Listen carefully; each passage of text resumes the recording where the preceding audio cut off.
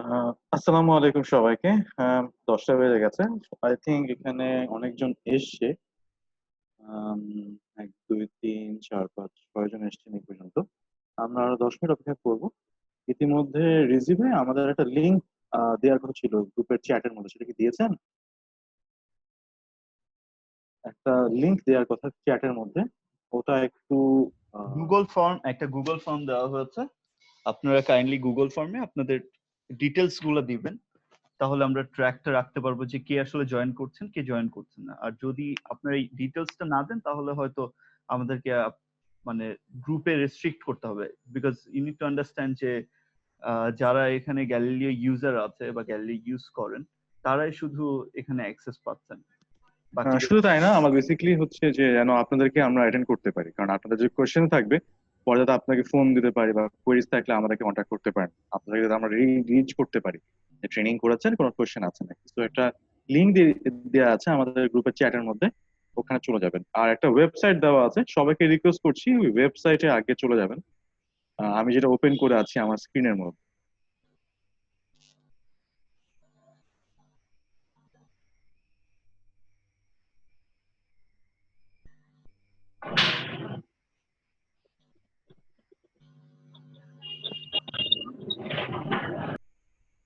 Kindly আপনারা দেখবেন যে আপনাদের চ্যাট, এখানে চ্যাট যেটা আছে, এই চ্যাটের ভেতর, চ্যাট বক্সের ভেতর আমি একটা লিংক দিয়েছি গুগল ফর্ম। প্লিজ একটু গুগল ফর্মে রেজিস্ট্রেশনটা করে ফেলুন।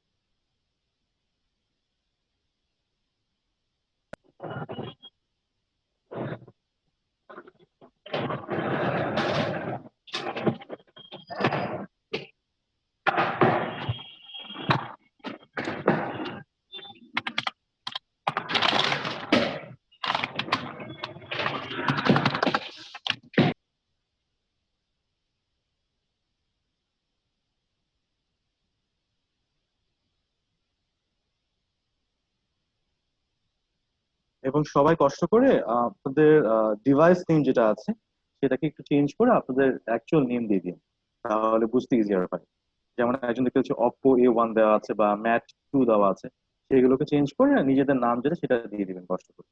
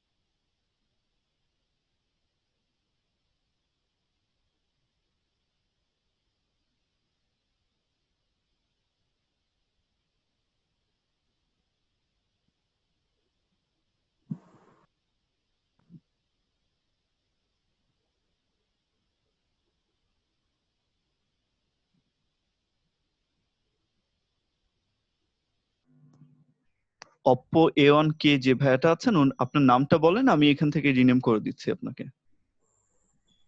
আপনি একটু নামটা বলেন। মোহাম্মদ শরীফুল ইসলাম। শরীফুল ইসলাম। মোহাম্মদ শরীফুল ইসলাম।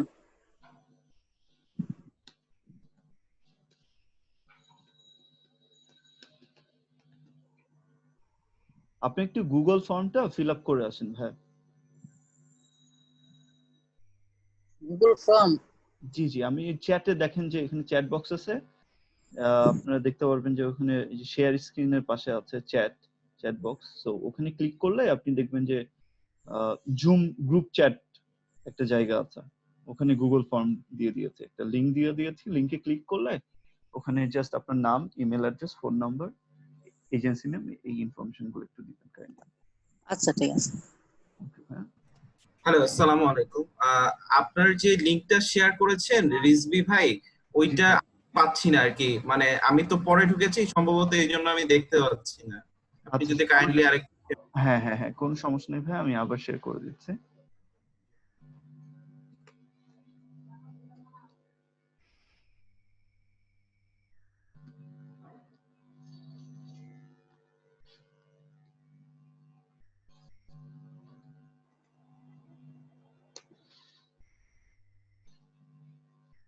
হোপফুলি এবার পেয়ে যাবেন।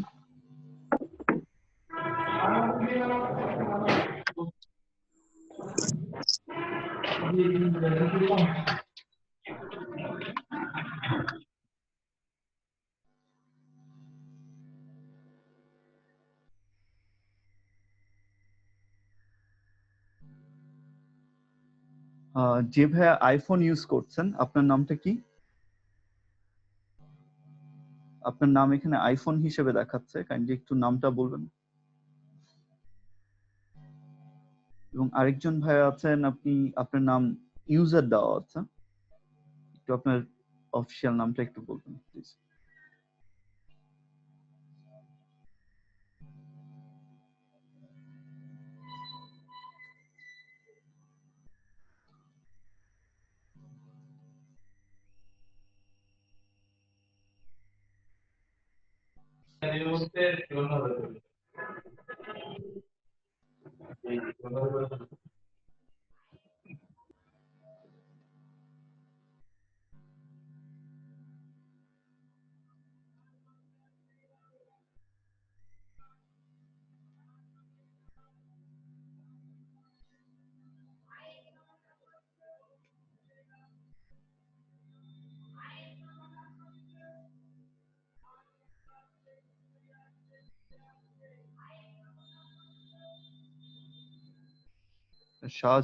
শাহজালাল ট্রাভেলস থেকে মুস্তাফিজুর রহমান ভাই, আইফোন।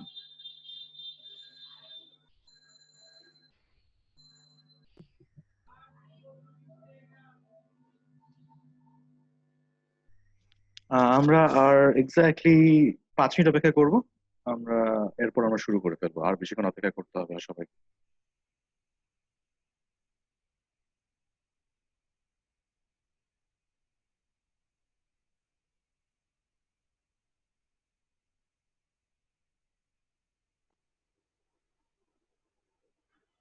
এবং যারা চলে এসেছেন, আমি একটা ওয়েবসাইটে আছি, আমার স্ক্রিনে দেখতে পাচ্ছেন। এই যে গ্যালিলিও বাংলাদেশ লিমিটেড, এটা?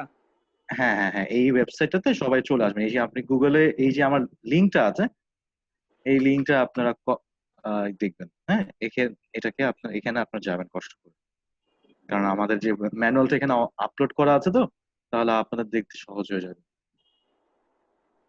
যে লিঙ্কটা যেটা আছে, এটা দিয়ে আমরা গুগলে ঢুকবো? জি, এখানে আপনার যে কোনো ব্রাউজার থেকে আপনারা ঢুকবেন এখানে কষ্ট করে।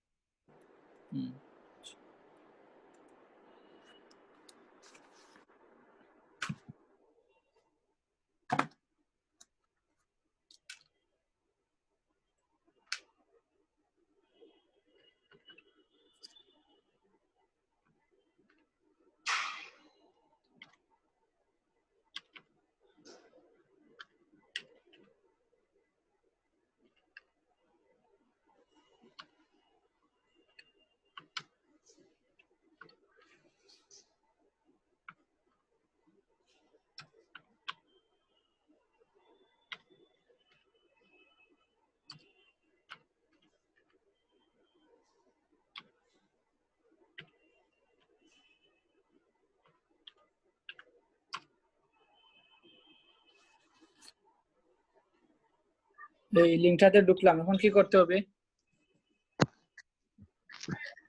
এখানে গিয়ে ওয়েট করেন ভাই, আমরা বাকিটা বলবো। সবাই জাস্ট যারা যারা আছেন সবাই কষ্ট করে এই ওয়েবসাইটের লিঙ্কটাতে চলে যাবেন।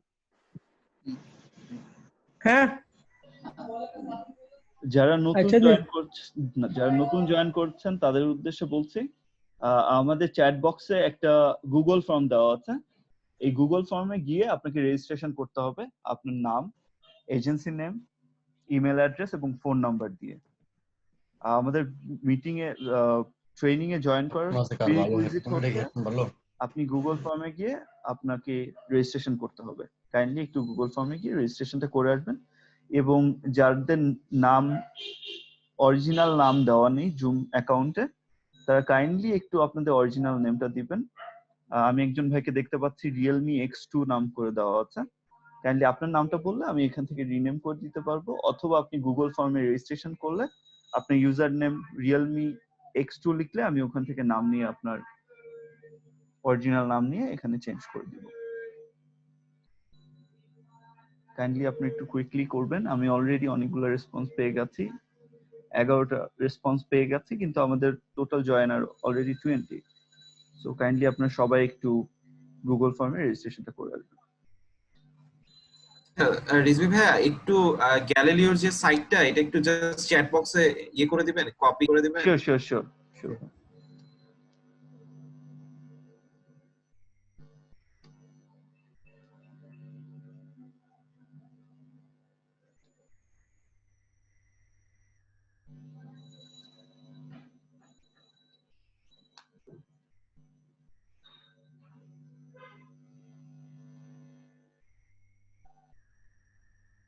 আর আপনাদের সবাইকে অনুরোধ করবো আপনাদের কলটা যেন মিউট করে রাখেন। যখন আপনাদের কথা বলার প্রয়োজন হয় তখন শুধুমাত্র তখনই আপনারা আনমিউট করবেন। আদারওয়াইজ এখন যেহেতু 20-22 জন হয়ে গেছে, সবাই যদি আনমিউট করা থাকে তাহলে যেটা হয় যে নয়েজের কারণে বাকিরা শুনতে পাবে না।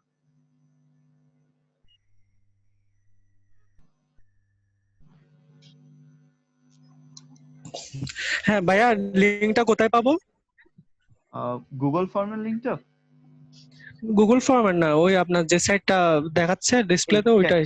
চ্যাট বক্সে আছে, এবং চ্যাট বক্সে গুগল ফর্মের লিঙ্কটাও আছে। ঠিক আছে, আচ্ছা, গুগল ফর্মে অবশ্যই রেজিস্ট্রেশন করতে হবে, এবং ওখানে দেখবেন গুগল ফর্মে না, গ্যালিলিও বাংলাদেশ সাইটটার ওয়েবসাইটটার লিঙ্কটা। আমি আবার চ্যাট বক্সে দিয়ে দিচ্ছি। দেখুন নিচে, সবার নিচে যে সাইট। ওকে, পেয়েছি।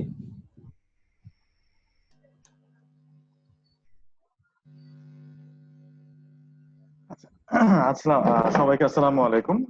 আই থিংক আমরা একটু হেডস আপ দিয়ে দিয়েছি সবার জন্য, যারা যারা আশায় চলে এসেছেন এবং যারা যারা পরে জয়েন করবে পরে জয়েন করুক, সমস্যা নেই। আমরা আপাতত একটা বেসিক দিয়ে শুরু করি। তো সবাইকে স্বাগতম জানাচ্ছি আমাদের এই বেসিক ট্রেনিং সেশনে। তো যেটা রিজভি ভাই এতক্ষণ বলছিল, আমাদের একটা গুগল ফর্মের লিংক দেওয়া আছে, সেখানে গিয়ে সবাই রেজিস্ট্রেশন করে ফেলবেন। আর আমি প্লাস একটা ওয়েবসাইটের লিংক দেওয়া আছে, যে ওয়েবসাইটটা ইনফ্যাক্ট যদি লিঙ্কটা না পান আমার স্ক্রিনে দেওয়া আছে, সেখানে আপনারা যেতে পারেন। এখানে যদি সবাই এসে থাকেন, এখানে আসার পরে আমাদের একটা লার্নিং সেকশন আছে, দেখতে পারবেন। এই লার্নিং সেকশনে সবাই চলে যাব। লার্নিং সেকশনে গেলে আমাদের বেসিক্যালি এই ওয়েবসাইটটা আমাদের সব কাজের জন্য ইউজ হয়। আমাদের যদি কোনো সফটওয়্যার ডাউনলোড করতে হয় সেটাও এখানে পেয়ে যাবেন, অথবা যেটা আমরা কাছে করতে এসেছি যে আমাদের ম্যানুয়াল গুলো লাগবে আমাদের বেসিক রিজার্ভেশন গুলো শেখার জন্য, সেটা আপনি এখানে অনলাইনে পড়তে পারবেন চাইলে, অথবা আপনি চাইলে এখান থেকে লিঙ্কে গিয়ে আপনি ডাউনলোড করে রাখতে পারবেন নিজের কাজের জন্য। আজকে যেহেতু আমরা শুধুমাত্র বেসিক রিজার্ভেশনটা শিখবো, আপাতত সবাই জাস্ট বেসিক রিজার্ভেশন ম্যানুয়াল যেটা আছে সেটা ডাউনলোড করে রাখি। এখানে আমাদের অ্যাডভান্স ম্যানুয়ালটা আছে, সেটা আমরা আরো কিছু ইমপ্রুভমেন্ট আনতেছি, এখন ডাউনলোড না করাটাই বেটার হবে। তো সবাই করতে পারেন, অথবা আমি যেটা করছি, আমি জাস্ট এখানে লিঙ্কটাতে গেলে আমি অনলাইনে আর একটু জুম করে এটা পড়তে পারবো। তো তখন আপনাদের জন্য কাজটা ইজিয়ার হয়ে যাবে। এই গেল এক। আর দুই হচ্ছে, যেহেতু আমাদের ট্রেনিং সিস্টেম অফলাইন বলে কিছু নেই, সবগুলো বুকিং যাই করেন না কেন আপনি, সবকিছুই অনলাইন। হ্যাঁ, তো আপনারা অনেকের কাছে হয়তো বা অনেকে অফিসে আছেন, অনেকে হয়তো বাসায় আছেন, সফটওয়্যার হয়তো সাথে নেই, অথবা সফটওয়্যার আপনি মাত্র শিখছেন, আপনি এখন লাইভ বুকিং করার দরকার নেই। আপাতত আপনি দেখেন আমাদের ম্যানুয়ালটা ইজিলি স্টেপ বাই স্টেপ বোঝানো আছে। কোয়েশ্চেন থাকলে অবশ্যই জানাবেন, আমরা স্টেপ বাই স্টেপ যাবো। ট্রেনিংটা বেশিক্ষণ লাগবে না আমাদের, হয়তো বা কন্টেন্ট আছে আধা ঘন্টা 40 মিনিট। এরপর আমরা কিছু কোয়েশ্চেন অ্যান্সার করতে পারবো, এবং এরপর যদি কোয়েরি থাকে আমাদেরকে, যেহেতু আপনারা কন্ট্যাক্ট দিয়ে দিয়েছেন, আমরা আপনাকে ইমেল পাঠাবো, আপনারা তখন আমাদেরকে যা যা কোয়েরিজ আছে সেটা আমাদের ইমেলে জানাতে পারেন, অথবা আমাদের কন্ট্যাক্ট নাম্বার জানাতে পারবেন। আচ্ছা, ম্যানুয়ালটা ওপেন হচ্ছে এদিক দিয়ে। তো নেটওয়ার্কটা একটু স্লো আছে আই থিঙ্ক আমার এখানে।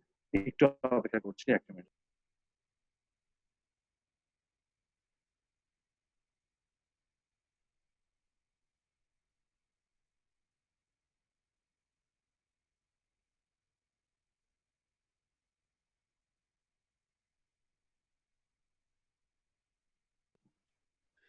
এই ম্যানুয়ালটা একটু স্লো আসছে। আপাতত আমরা এই ওয়েবসাইটে যা দেখা যায় সেটা দিয়ে আমরা আপাতত কাজ চালাই।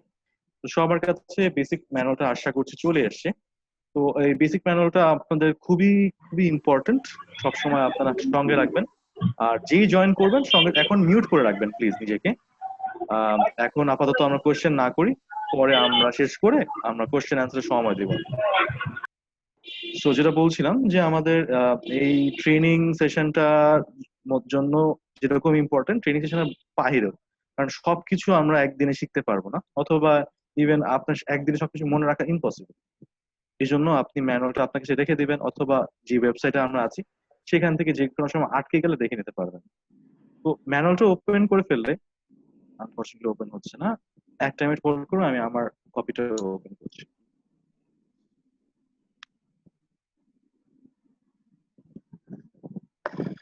কাইন্ডলি সবাই একটু গুগল ফর্মটা ফিল আপ করে আসেন যারা এখনো করেননি। আপনাদের চ্যাট বক্সে দেওয়া আছে, আপনাদের প্রয়োজনে আমি আরেকবার চ্যাট বক্সে দিয়ে দিচ্ছি, কিন্তু আপনাদের গুগল ফর্মটা কাইন্ডলি একটু রেজিস্ট্রেশনটা কমপ্লিট করে আসবেন।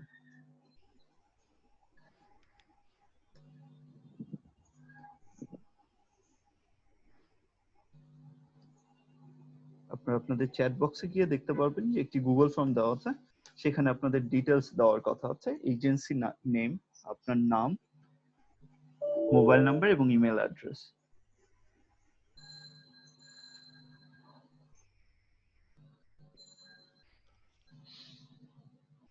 আচ্ছা, ইতিমধ্যে আমরা আপাতত শুরু করি। তো শুরুতে আসার পরে আমরা দ্বিতীয় পৃষ্ঠায় আসবো। এটা হচ্ছে আমাদের রেডিও কোডের একটা লিস্ট আছে। আম, যারা এখানে অনেকে আসলে একটা মিক্সড বাঞ্চ আছে। কেউ কেউ আছে অনেক একদমই ফ্রেশ নিশ্চয়ই, আবার কেউ কেউ আছে যারা কিছু জানেন, সফটওয়্যার কাজ করেছেন, আপনারা ঝালাই করার জন্য এসেছেন। বাট যারা একদমই ফ্রেশ তাদের জন্য এই রেডিও কোড যে পার্টটা, এটা একটু ইম্পর্টেন্ট। কারণ আসলে আমরা এই ইন্ডাস্ট্রিতে নর্মালি কথা বললে আমাদের, যেহেতু আমাদের কোড ইউজ করতে হয়, এই জন্য আমরা এয়ার ট্রাফিকের জন্য রেডিও কোড যেটা আছে সেটাকে আমরা ইউজ করি। এখানে আপনার এ কে আমি আলফা দিয়ে বোঝাতে পারি, আবার এ কে আপনি অ্যাপেলও বলতে পারেন। এটা কমপ্লিটলি আপনার উপরে ডিপেন্ড করে, কারণ আপনি যেটা দিয়ে আরেকজনকে কথাটা বোঝানো, আপনি কি বুঝে যাচ্ছেন। আপনি একটা পিএনআর বলছেন, আপনি যদি ডাইরেক্টলি বলেন A7B8, তাহলে কিন্তু বোঝা ডিফিকাল্ট। এর থেকে যদি বলে আলফা 7 ব্রাভো নাম্বার 8, তাহলে কিন্তু বোঝাটা ইজিয়ার হয়। এখানে আছে, আপনি দেখতে পারবেন এখানে কিন্তু আবার নিজের মতো, যেটা বললাম নিজের মতো করে আমরা E for easy, F for father বানিয়ে ফেলেছি। এটা কিন্তু অ্যাকচুয়াল যে রেডিও কোড, মানে এয়ার যারা এয়ারক্রাফট যারা ইউজ করা হয় অথবা মিলিটারিতে ইউজ করা হয়, সেটা ডিফারেন্ট। বাট এটা আমাদের বোঝার জন্য দরকার নেই, আমাদের জাস্ট বুঝা যে আমরা এই রকম করে চেঞ্জ করে নেব আমাদের কথাগুলো। করার পরে আমরা নিচের দিকে আসবো, আমাদের একটু নিচের দিকে যাব। আমাদের এখানে সাইন প্রসেস আছে, যারা সফটওয়্যারে কাজ করবেন ওটা ওখান থেকে দেখে নিতে পারেন। আমরা চলে আসবো আমাদের ম্যানুয়ালের 5 নম্বর পৃষ্ঠাতে। আমরা স্ক্রিন কি সবাই দেখতে পাচ্ছেন? কেউ না দেখতে পারলে এটা আমাকে। মনে হয় শেয়ার করা হয়নি, আমরা দেখতে পাচ্ছি না আর কি, আমাদের এখানে অন্য আচ্ছা, একটা আরেকবার আমি করছি, একটা মিনিট।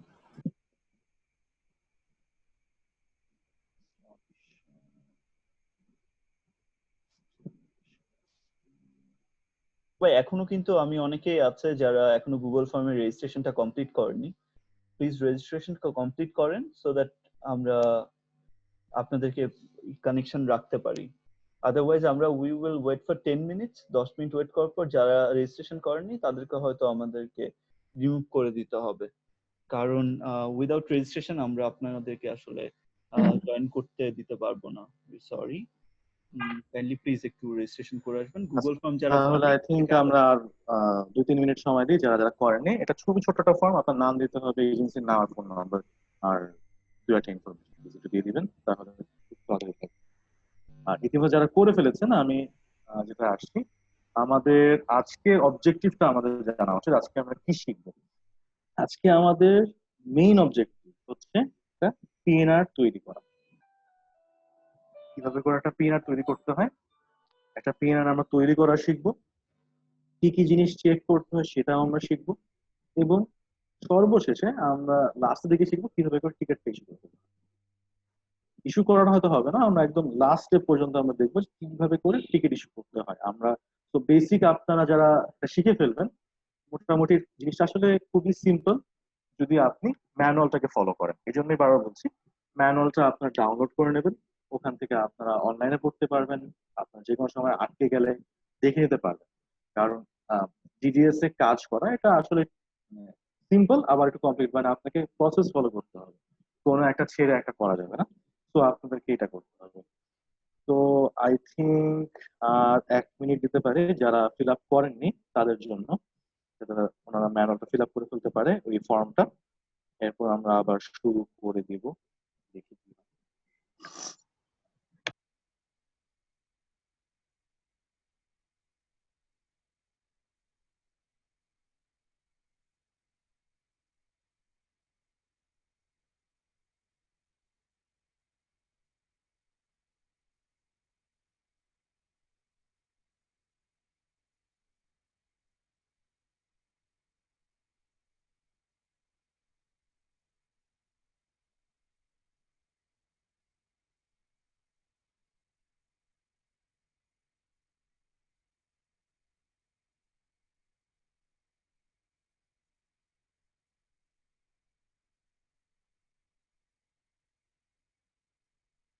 ওকে, আমরা এখন তাহলে শুরু করে দিচ্ছি। ইতিমধ্যে রিসিভার যদি কিছু সমস্যা হয়ে থাকে একটু মাঝখান থেকে আপনি জিজ্ঞেস করে নিন। আচ্ছা, তো আমরা পিএনআর ক্রিয়েশন নিয়ে যেহেতু বললাম, একটা পিএনআর তৈরি করার ব্যাপারে আমাদের এই যে 6টা স্টেপ আছে সেটা আমাদেরকে করতে হবে। 6 স্টেপের মধ্যে এই 5টা যে কাজ আছে এটা আপনি আগে পরে করতে পারেন, কিন্তু লাস্টের যে স্টেপটা এটা আপনাকে লাস্টে করতে হবে।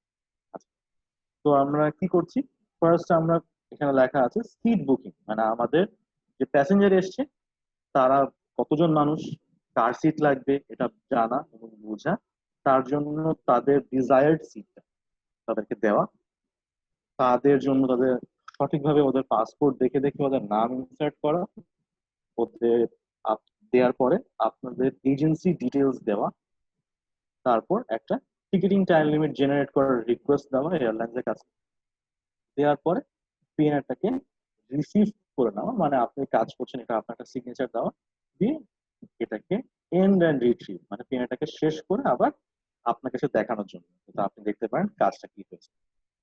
এই স্টেপ গুলো করতে হবে, এবং এটা যদি না করেন তাহলে দেখা যায় পিএনআরটা ইয়ার দেওয়ার পরে আপনার পিএনআর তৈরি হচ্ছে না। অনেক সময় আমাকে যারা ফ্রেশ ইউজার আছে অনেকে কল করেন যে ভাইয়া আমাকে শিখাই দিলেন, আমার তো হচ্ছে না।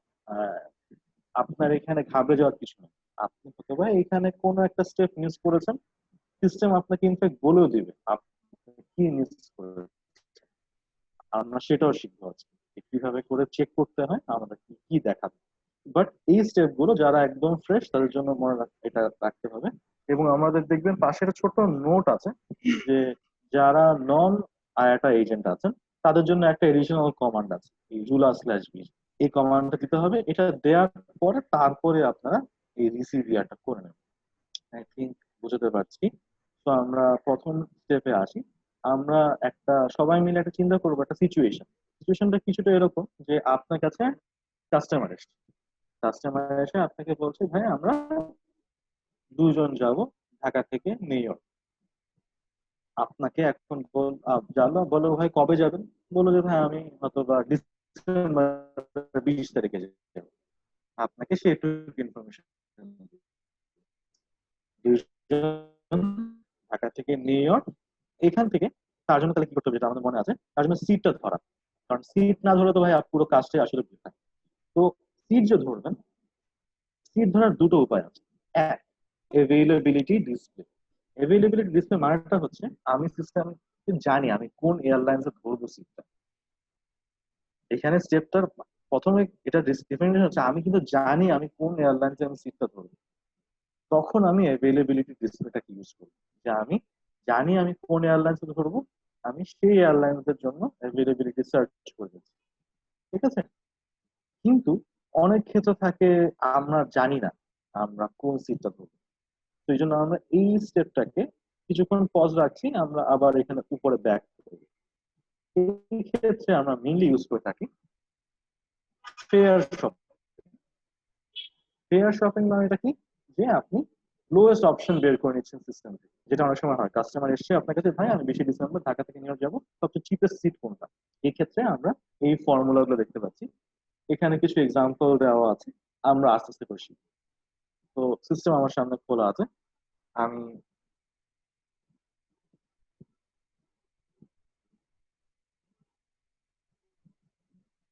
আচ্ছা, তো এখন আমি যেটা বলেছিলাম, আমরা একটা সিচুয়েশন চিন্তা করব যে কাস্টমার এসে আমাকে বলেছে যে সে 20 ডিসেম্বর যাবে নিউ ইয়র্ক।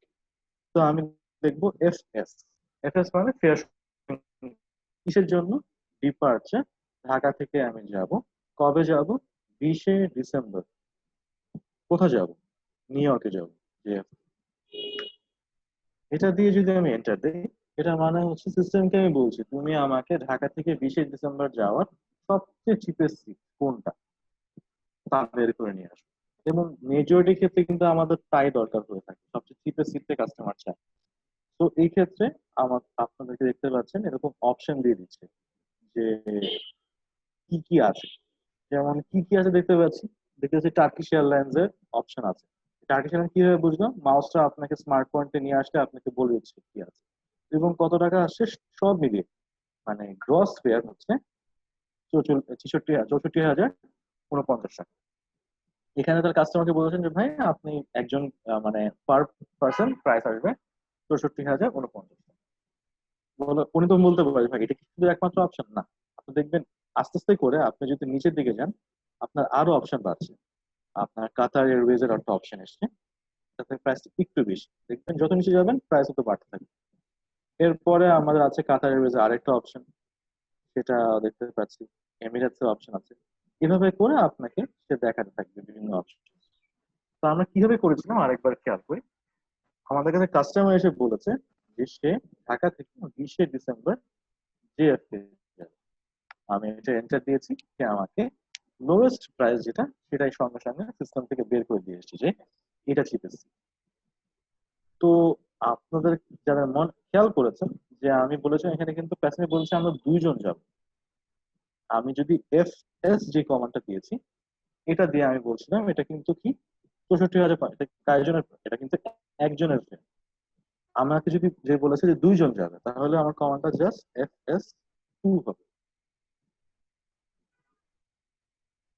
তো জাস্ট এটা টু অ্যাড করে দিচ্ছি। এরকম করে আমরা 1 2 3 4, 1 তো আর লাগছে না, 2 3 4 করে 9 পর্যন্ত, 9 জন পর্যন্ত একটা সিট, একটা ক্লিনারের সিট হয়, আমরা সেটা করতে পারবো। দেখতে পাচ্ছি 2 দিয়ে আমি দিলাম, সঙ্গে সঙ্গে প্রাইস বেড়ে গেছে। এটা কি অনেক সময় হতে পারে যে প্রাইসটা বেশি বেড়ে যেতে পারে, সেটা কারণ কি? হয়তোবা আপনি যে ক্লাসে সিট ছিল একটা দেখাচ্ছিল, সেখানে হয়তোবা দুটো সিট নেই, হয়তোবা একটাই সিট ছিল। আপনি সেখান থেকে বুঝতে পারবেন যে এটা বাড়ছে। অথবা বোঝার আরেকটা উপায় আছে, দেখবেন এখানে ডি দেওয়া আছে, D for details. D for details মানে পুরো এই ফেয়ারের ডিটেলস দেওয়া আছে এখানে। আমি যদি যাই দেখতে পাচ্ছি যে না, 64,049 টাকা, মানে সেম ক্লাসেরই সিট সে বের করে দিয়েছে। ঠিক আছে। এবং ডিটেলসে আরো কিছু কিছু ইনফরমেশন এডিশনাল থাকে। যেমন আমি বলেছিলাম এটা হচ্ছে কি গ্রস প্রাইস। আপনার এখান থেকে অনেকে যারা জাস্ট একটা হিন্ট দিয়ে রাখলাম, অনেক সময় নেট প্রাইস করতে চান, ফেয়ার ডিটেলস এখানে দেওয়া থাকে। আমরা এটা নিয়ে আর ডিসকাশন আপাতত করবো না, যেহেতু আমরা শিখছি বুকিং করা কি।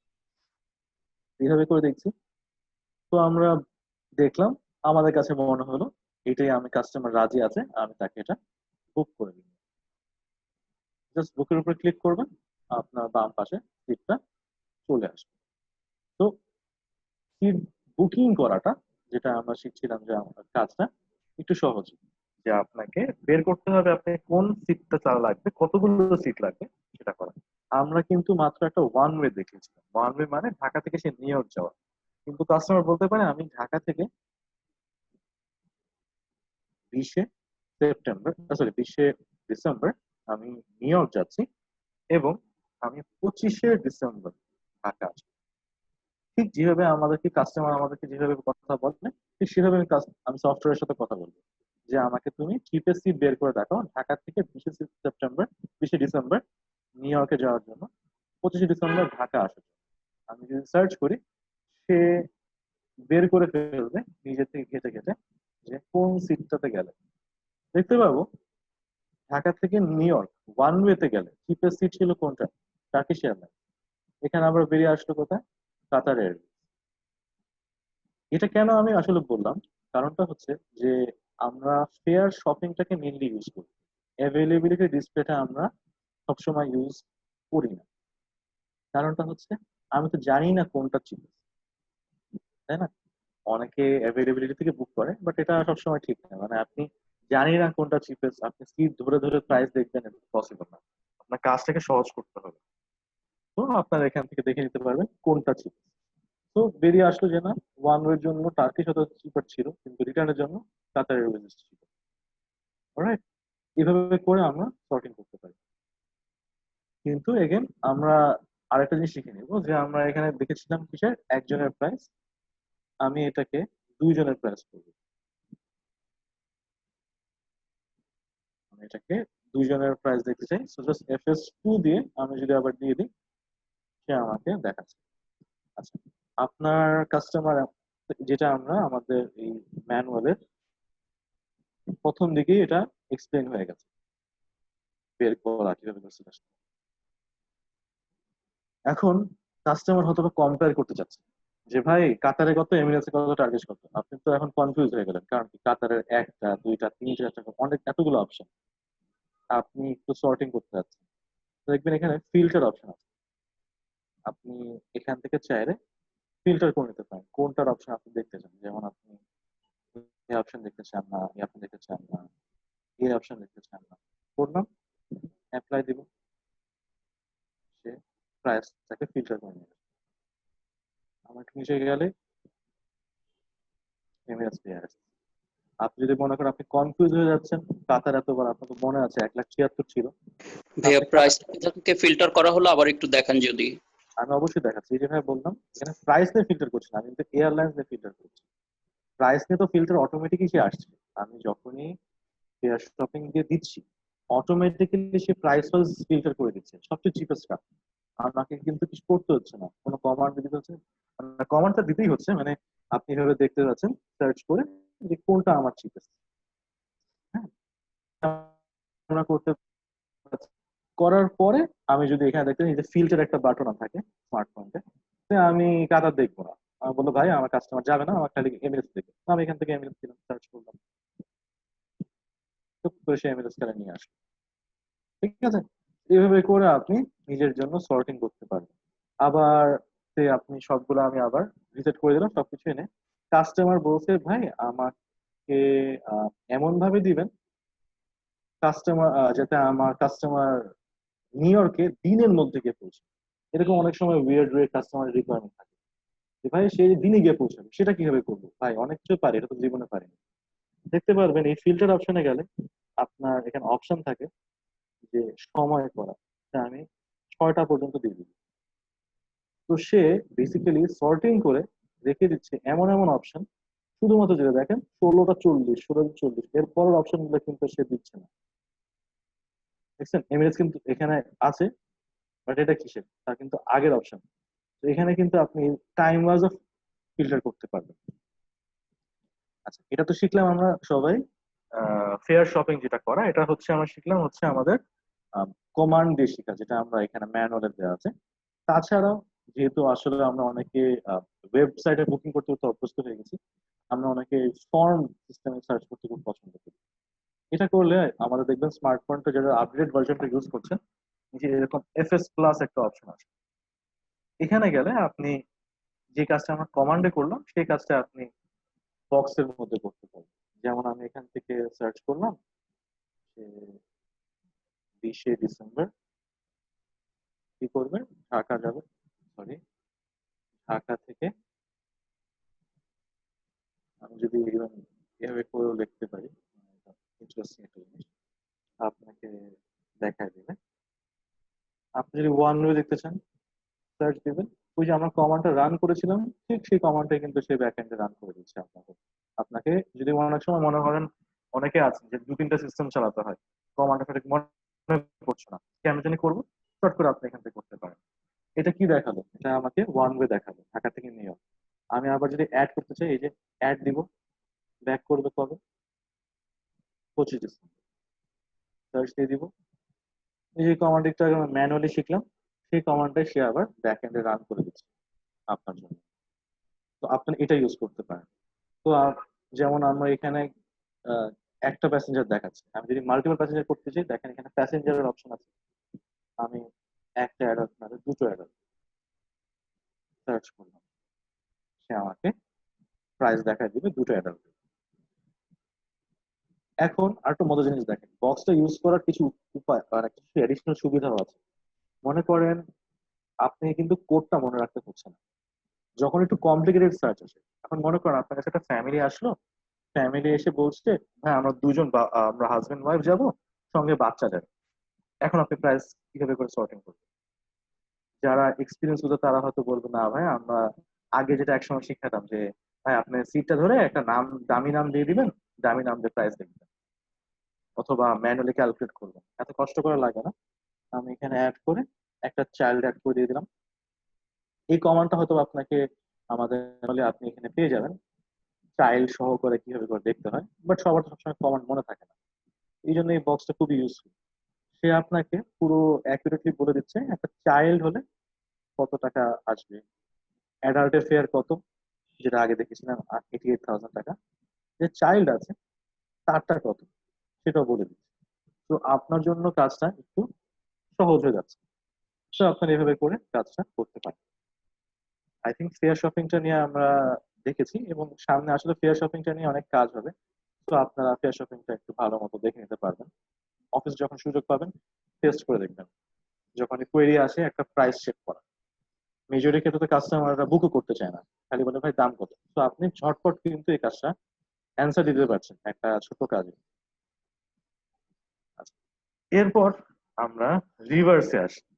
আমরা যেটা শিখেছিলাম যে এমন হতে পারে আমি জানি কোনটা সে যাবে, কাস্টমার আমাকে বলছে যে ভাই আমি মালয়েশিয়ান এয়ারওয়েজে যাব, বলো শেষ, আমি আর দেখতে চাই না কোথায় কি আছে। অথবা আমি টার্কিশ এয়ারলাইন্সে করে যাব হচ্ছে নিউ ইয়র্ক, এবং আপনি জানেন টার্কিশ এয়ারলাইন্সের কোনটা চিপেস্ট। আমি কিন্তু দুটো ক্লজ দিয়ে দিলাম, কাস্টমার চাচ্ছে টার্কিশ এয়ার যাবে, এবং সে আপনি জানেন টার্কিশ এয়ারলাইন্সের চিপেস্ট ফেয়ার কোনটা। কারণ কি, আপনারা কিন্তু ফেয়ার শপিং থেকেও ইফ আই মানে আপনার দেখানোর জন্য আবার করছি, আপনি প্রাইসটা এনে কিন্তু আপনি ফিল্টার করে নিতে পারছেন টার্কিশ এয়ারলাইন্সের প্রাইস কোনটা, রাইট? আপনি আসলো, আসার পরে আপনি এখান থেকে সব আনসিলেক্ট করে দিয়ে আপনি টার্কিশ এয়ারলাইন্স দিলেন, সে শুধুমাত্র টার্কিশ এয়ারলাইন্সের প্রাইস আপনাকে দিয়ে দিতে পারছে, ঠিক আছে? কিন্তু যেটা বললাম, আপনি জানেন টার্কিশ এয়ারলাইন্স যেটা এখন এখন ফর এক্সাম্পল সবচেয়ে বেশি এখন বুকিং হচ্ছে কিসে, বাহরাইন রুটে, সৌদি রুটে, সবাই সিট খুঁজতেছে। প্রাইস ডাজ নট ম্যাটার, আমার সিট পাওয়াদের কথা। হ্যাঁ, রাতটায় দিনের সময় মিলে আপনারা যে সিট ধরছেন। তো এই ক্ষেত্রে তাহলে আমার কি, আমি জানি কোন রুট এবং কোন এয়ারলাইন আমার প্রাইস, আমার প্রাইস আমি আমি জানি প্রাইস কত, আমার খালি সিট ধরতে হবে। সেক্ষেত্রে আমরা বলি কি, আমরা এই অ্যাভেইলেবিলিটি ডিসপ্লেটাকে আমরা ইউজ করবো। অ্যাভেইলেবিলিটি ডিসপ্লেটা যেটা এখানে দেওয়া আছে, অ্যাভেইলেবিলিটিতে আপনি সার্চ করার জন্য সিস্টেমকে আপনি বলছেন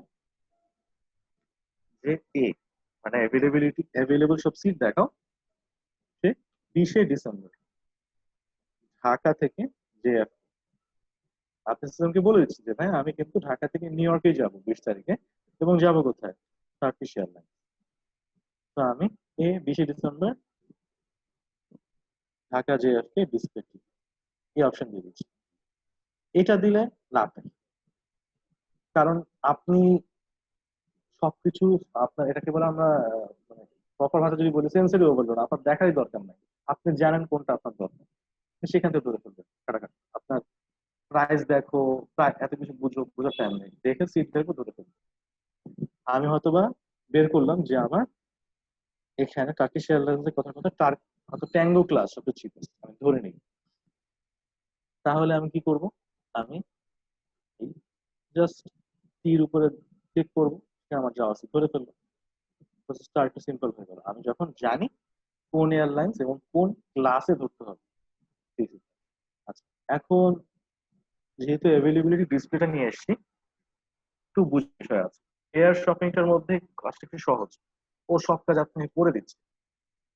অ্যাভেলেবিলিটি ডিসপ্লেতে একটু বোঝার জিনিস আছে। কোন ক্ষেত্রে আছে, আমি একটু আগে বলেছিলাম যে আমার চিপেস্ট আমি সহজে বের করে নিয়ে আসি। এখানে শুধু cheapest seat is not the only option. আমি জাস্ট আপনাকে এটা ডিটেলসে আজকে একদম শেষের দিকে যাব। সবসময় আমি চিপেস্ট সিট চাই না।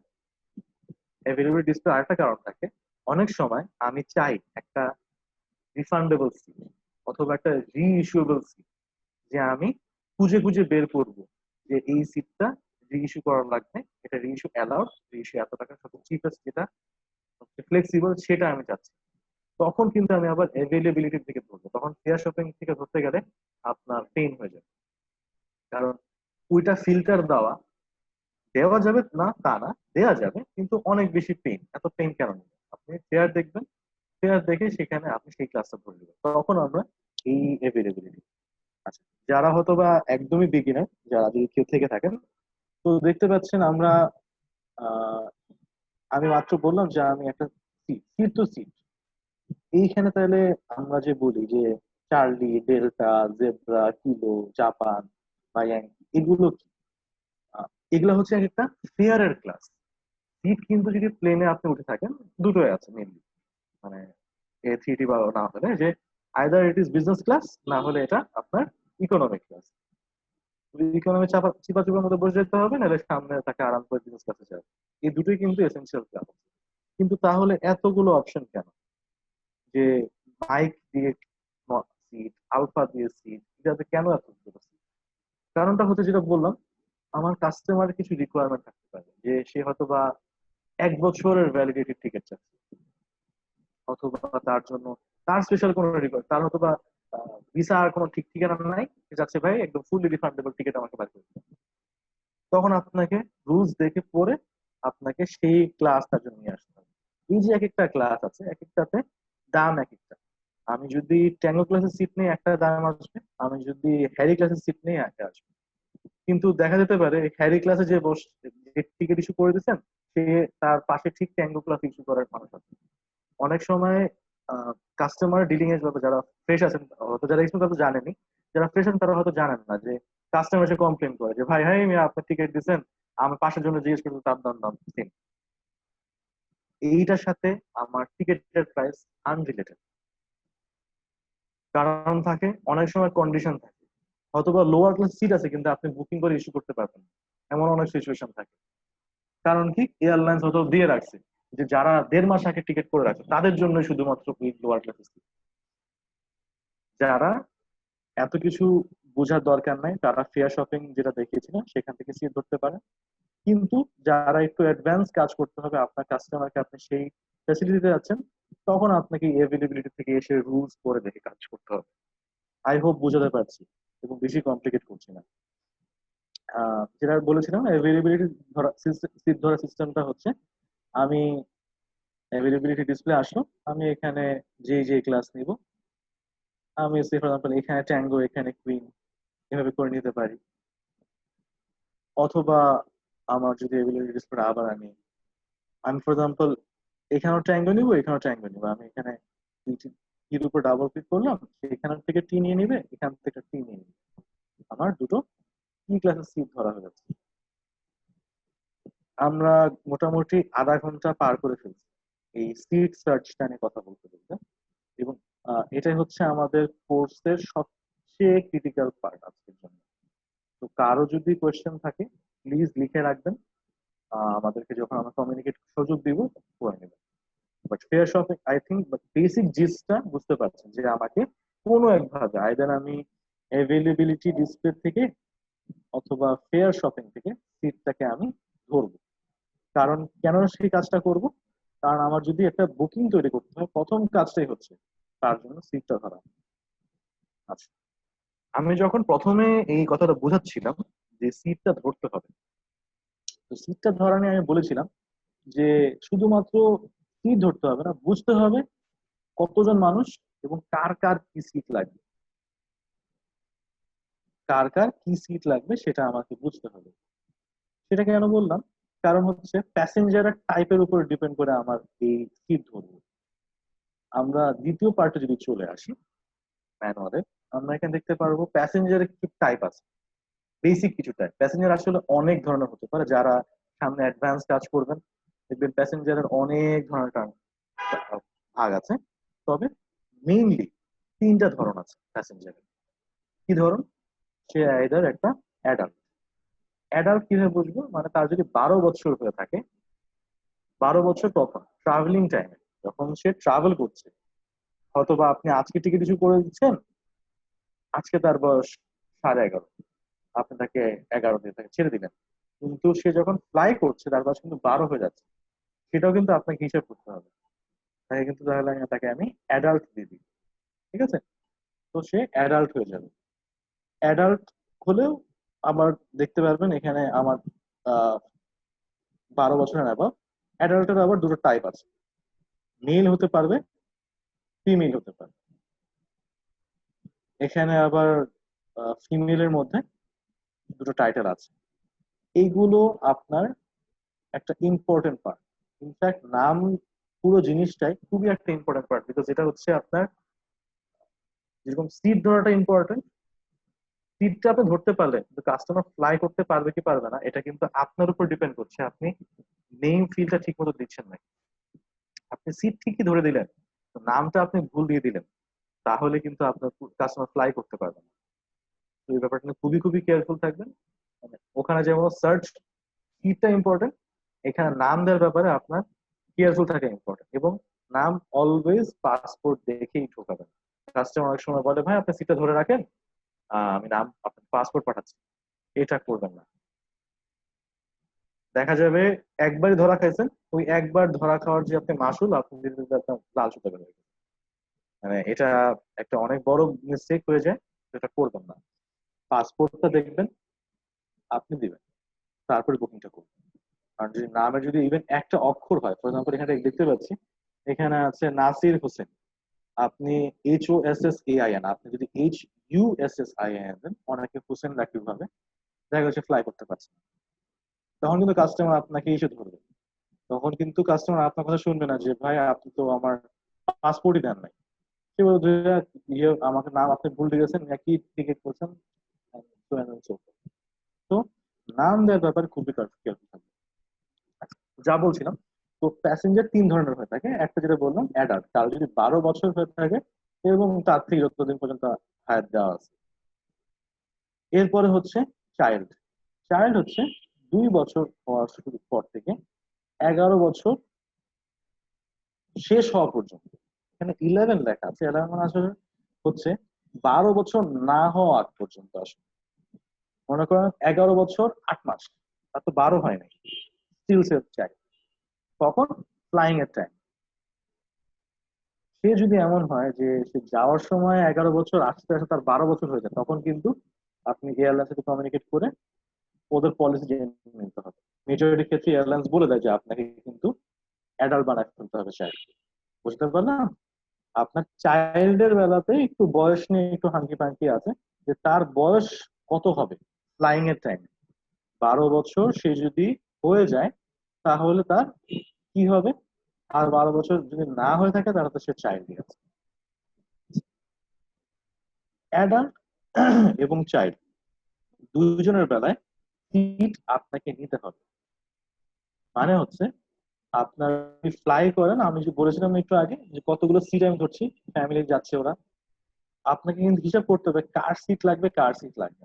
কারণ কি, ইনফ্যান্ট যে আছে লাস্টে, সব লাস্ট যে ক্যাটাগরি অফ প্যাসেঞ্জার, তার কিন্তু আবার সিট দরকার পড়ে না। মানে কেন? এবং দেখা যাবে এই জিনিসটা খুবই ইম্পর্টেন্ট, কারণ তার ফেয়ারটা অনেক কম আছে। যদি তার সিটই নাই, তার কিন্তু ফেয়ার অনেক কম হয়ে যায়। এবং এটা নিয়ে এয়ারলাইন্স একটু অনেক বেশি খুঁতখুঁতে করে, কে চাইল্ড হবে কে ইনফ্যান্ট হবে। এই জিনিসটা নিয়ে একটু কেয়ারফুল থাকতে হবে যে আমরা প্যাসেঞ্জার কি করছি। কারণ আমি দিয়ে দিলাম তাকে ইনফ্যান্ট বানায়, তার বয়স আসলে 3 বছর হয়ে গেছে। তাকে ওখান থেকে দেখবেন, তাকে ওখান থেকে আপনাকে তো ওখান তাকে সিট কেনাবে কাস্টমারকে দিয়ে, তারপর তাকে পাঠাবেন। তো এই জিনিসগুলো নিয়ে কেয়ারফুল থাকবেন যে বাচ্চার কি হচ্ছে না হচ্ছে।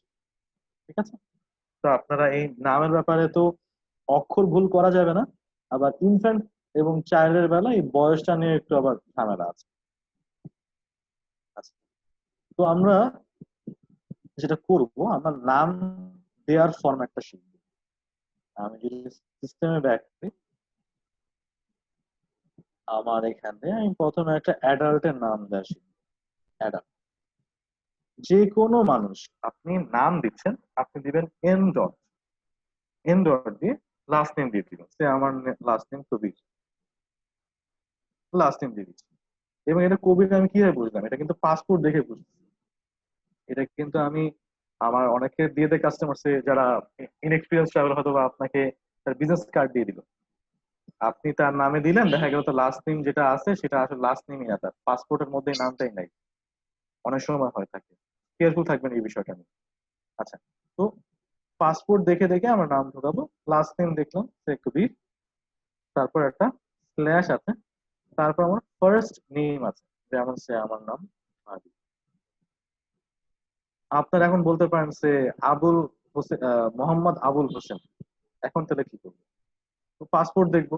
পাসপোর্ট দেখা যাবে কি লাস্ট নেম একটা আলাদা করে দেওয়া আছে, দেখা যাবে হোসেন স্ল্যাশ বাকি যা আছে মোহাম্মদ আবুল, মোহাম্মদ আবুল। আপনারা নাম দেওয়ার সময় সবসময় এভাবে করে বসায় দিয়ে যাবেন এবং একটা করে স্পেস দিয়ে দিবেন। স্পেস দেওয়ার কারণটা হচ্ছে কি, আপনি কিন্তু ডাবল চেক করে ফেলতে পারছেন না। আপনি নিজে একবার চোখ বলে নিতে পারতেছেন। আপনি যদি একসাথে যদি চাপায় চাপায় লিখি আমি, সেভাবে কিন্তু নেবে, কিন্তু এখানে কিন্তু স্পেলিং মিস্টেকটা ধরা একটা ডিফিকাল্ট হতে পারে। তার আসলে ইডি ছিল, আপনি খেয়ালও করেন নাই, একবার টানা দেখে গেছেন, আচ্ছা হ্যাঁ ঠিক আছে। কিন্তু আপনার যদি একটু স্পেস থাকে, তখন আপনার কিন্তু দেখতে ইজি, আচ্ছা হ্যাঁ এ মোহাম্মদ হোসেন ইনিশিয়াল মোহাম্মদ আব্দুল। তো আপনি এটাকে খেয়াল করতে পারবেন। ঠিক আছে?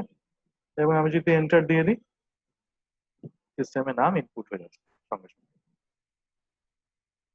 এখন যেটা আমরা দেখলাম, এটা আমরা দিলাম নামের আমরা তিনটা অংশ যেটা বলেছিলাম, লাস্ট নেম, ফার্স্ট নেম আর মিডল নেম আর কি। আর এখানে টাইটেলটা দেওয়া কেন ইম্পর্টেন্ট? টাইটেলটা দেওয়া ইম্পর্টেন্ট ইন দ্য সেন্স যে এটা একটা সিকিউরিটি ইনফরমেশন। আপনি যদি টাইটেলটা ভুল দেন, অনেক সময় হতে পারে তার অনেক খুঁতের মধ্যে এটা একটা খুঁত দেখায়, তাকে প্যাসেঞ্জার তাকে বোর্ডিং করতে দিল না। এটা এরকমও হয়, আপনি একটা দিয়েছেন, এটা আপনাকে একসেপ্ট করলো না, এটার জন্য আপনার কথা ফ্লাই করতে দেবেন। তো এই টাইটেলটা ইম্পর্টেন্ট। টাইটেলটা কি বোঝায়? ওর মেল নাকি ফিমেল। অ্যাডাল্ট যদি মেল হয়ে থাকে সবসময় সে মিস্টারি হবে, আর ফিমেল যদি হয়ে থাকে সেক্ষেত্রে আপনার দুটো অপশন আছে আসলে। আপনি মিসেস ইউজ করতে পারেন, আবার আপনি যদি না শিওর থাকেন আপনি এমএস দিতে পারেন। দুটোই আপনার ক্ষেত্রে হয়ে যাবে, কিন্তু আবার পুরুষকে আবার মহিলা বানিয়ে দিবেন না, মহিলাকে আবার পুরুষ বানিয়ে দেবেন। ঠিক আছে? তো আপনাকে এই জিনিসটা কেয়ারফুল থাকতে হবে। আমি একটা ফিমেল নাম দিই,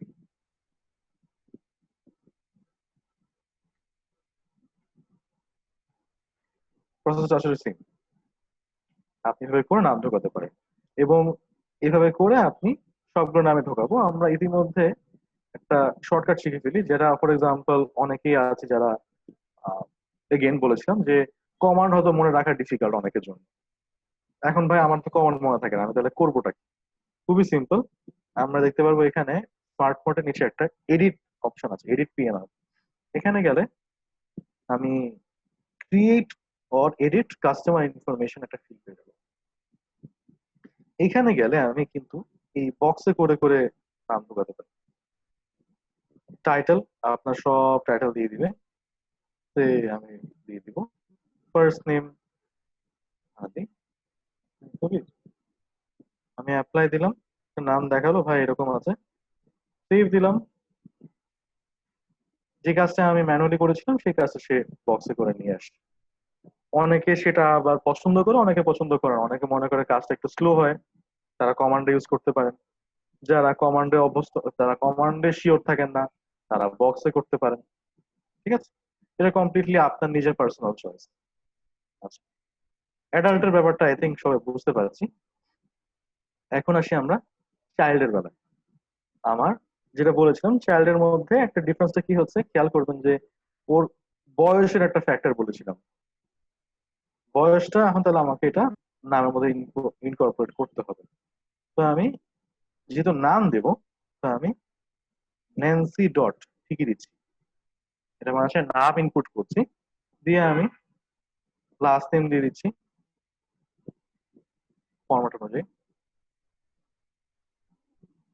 দেওয়ার পরে ফার্স্ট নেম। এক্ষেত্রে কি মিস্টার হবে না, বলেছিলাম যে শুধুমাত্র অ্যাডাল্ট মেলের জন্য মিস্টার হবে। যদি চাইল্ড মেল হয়, ছেলে বাচ্চা হয়, তাহলে আপনি MSTR, এটা বলে মাস্টার, মানে এটা ফুল ফর্ম যায় না, জাস্ট বলে রাখলাম MSTR মানে হচ্ছে মাস্টার। হ্যাঁ, তো আমি MSTR দিয়ে দিলাম। দেওয়ার পরে আমি যদি এইভাবে তাকে এন্টার দিয়ে দিতে পারি, দিলে নামটা এন্টার নিয়ে নিবে, কিন্তু ডিফারেন্সটা কি হচ্ছে, অ্যাডাল্টের ফরম্যাটের সাথে দেখেন মিলে যাচ্ছে কিন্তু। তাহলে কি সিস্টেম তাকে একটা অ্যাডাল্ট মনে করবে, কিন্তু সিস্টেমকে আমার বোঝাতে হবে কি না সেটা একটা চাইল্ড। যেন করবো কি, ডিসপ্লে পিটার মাইনাস চার্লি দিয়ে এখন আমি তার পাসপোর্টটা দেখবো। তার জন্ম তারিখ কবে, সে কথার কথা 2017-তে তার জন্ম হয়েছে, এখন চলছে 2020। তার জন্ম তারিখটা মিলাই নিলাম, দেখা গেল না তার 3 বছর হয়ে গেছে। তো আমি এখানে 3 দিয়ে দিব। তার যদি 5 বছর হয়, 5 দিয়ে দিব। এখন অনেকে কোশ্চেন থাকে, ভাইয়া এখানে 5.5 পৌনে 6 এটা দিতে পারবো না। 5 মানে 5, 6 মানে 6, 5.5 6 বলে কিছু নেই। ঠিক আছে, যেটা বলেছিলাম 11 8 মাস, এটা কি দিবেন, 11 বছরই হবে, কারণ কি তার তো 12 হয়নি। 12 না হওয়া পর্যন্ত সে কি একটা চাইল্ড। এই জিনিসটা ইম্পর্টেন্ট কেন, কারণ চাইল্ডের জন্য কিছু ডিসকাউন্ট থাকে, এবং চাইল্ডের যে বয়সটা দিচ্ছি, মনে করেন যদি 5 বছরের নিচে হয় তাহলে তার কিছু ট্যাক্স এক্সেম্পট আছে, 5 বছরের উপরে হলে কিছু ট্যাক্স তার এডিশনাল আছে, এটার জন্য আবার ভ্যারি করে। তো এই জিনিসটা আবার, তো বয়সটা আবার একটু ইম্পর্টেন্ট। আমি এখানে তাকে 5 বছর দিয়ে দিব। আমি আরেকটা ইনফ্যান্ট চাইল্ডের নাম দিই, তাহলে আপনি বোঝাতে পারবো।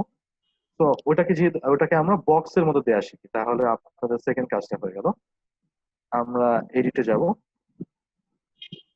আরেকটা বাচ্চা দেব, ওটা আমি মেয়ে বাচ্চা দিব, MISS। ওখানে দিব আমি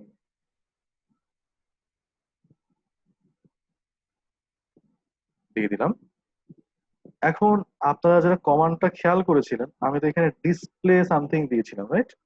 এটা আমি কি করব, এই ক্ষেত্রে দিব পিটার মাইনাস চার্লি, এটা হবে হচ্ছে 3 বছর। আমি ডিসপ্লেতে যাই লিখতাম আমি তা এখানে কিন্তু দিতে পারছি। দিয়ে আমি যদি অ্যাপ্লাই দিয়ে দিই, সেভ দিয়ে দিই, দেখেন এই পার্টটা সে নিয়ে নিয়েছে। অনেকে আবার যারা অনেকে আছে যে অনেকদিন পর পর বুকিং করতে বসছি, ভাই আমি তো কমান্ড ভুলে গেছি, তখন কিন্তু তারা আপনারা এখান থেকে হেল্প নিতে পারেন যে কমান্ড গুলো কি হয়। আর আপনি যদি আমার কথা শুনে থাকেন, আপনি ম্যানুয়ালটা আপনার কাছে রেখে থাকেন, তাহলে তো আপনার ঝামেলাই নাই, যে কোনো আটকে গেলে ম্যানুয়ালি আপনার ফার্স্ট অ্যান্সার আছে। আচ্ছা, তো আমরা অ্যাডাল্ট এবং চাইল্ড বুঝে গেছি। লাস্ট হচ্ছে আমাদের ইনফ্যান্ট। ইনফ্যান্টদের বেলায় একটু ডিফারেন্স দেখবেন। দেখেন এখানে সবার কিন্তু Nancy dot last name, Nancy dot last. ইনফ্যান্টের বেলায় N.I/ আছে। সেটা কেন আছে? বেসিক্যালি আমি যেটা বলেছিলাম, অ্যাডাল্ট এবং চাইল্ড দুজনেরই একটা সিট শিকার, মানে তাকে আমি যদি বুক করতে হয়, আমার যদি ফ্যামিলি থাকে 3 জনের ফ্যামিলি, মানে একটা অ্যাডাল্ট, একটা চাইল্ড, একটা ইনফ্যান্ট, তাহলে কিন্তু আমি 2টা সিট বুক করবো, ইনফ্যান্টের সিট দরকার পড়ে না। হ্যাঁ, তাই এটাকে সিস্টেম যাতে বুঝতে পারে এই জন্য আমি I/ আগে দিয়ে দিব, ন্যান্সি.I/। আপনি আমাদের উপরের কমান্ডটাকে খেয়াল করতে পারেন, এখানে কিন্তু আমি কিছু দেইনি, কিন্তু C/ দেওয়া উচিত ছিল চাইল্ড, তাই না? তা কিন্তু করিনি, আমি I/ দিয়ে দিয়েছি। এটা সিস্টেমকে বোঝাচ্ছে যে দেখো এই প্যাসেঞ্জারটাকে আমি ঢোকাচ্ছি, তার সিটের দরকার নাই, যেমন আমি এখানে দিতে পারি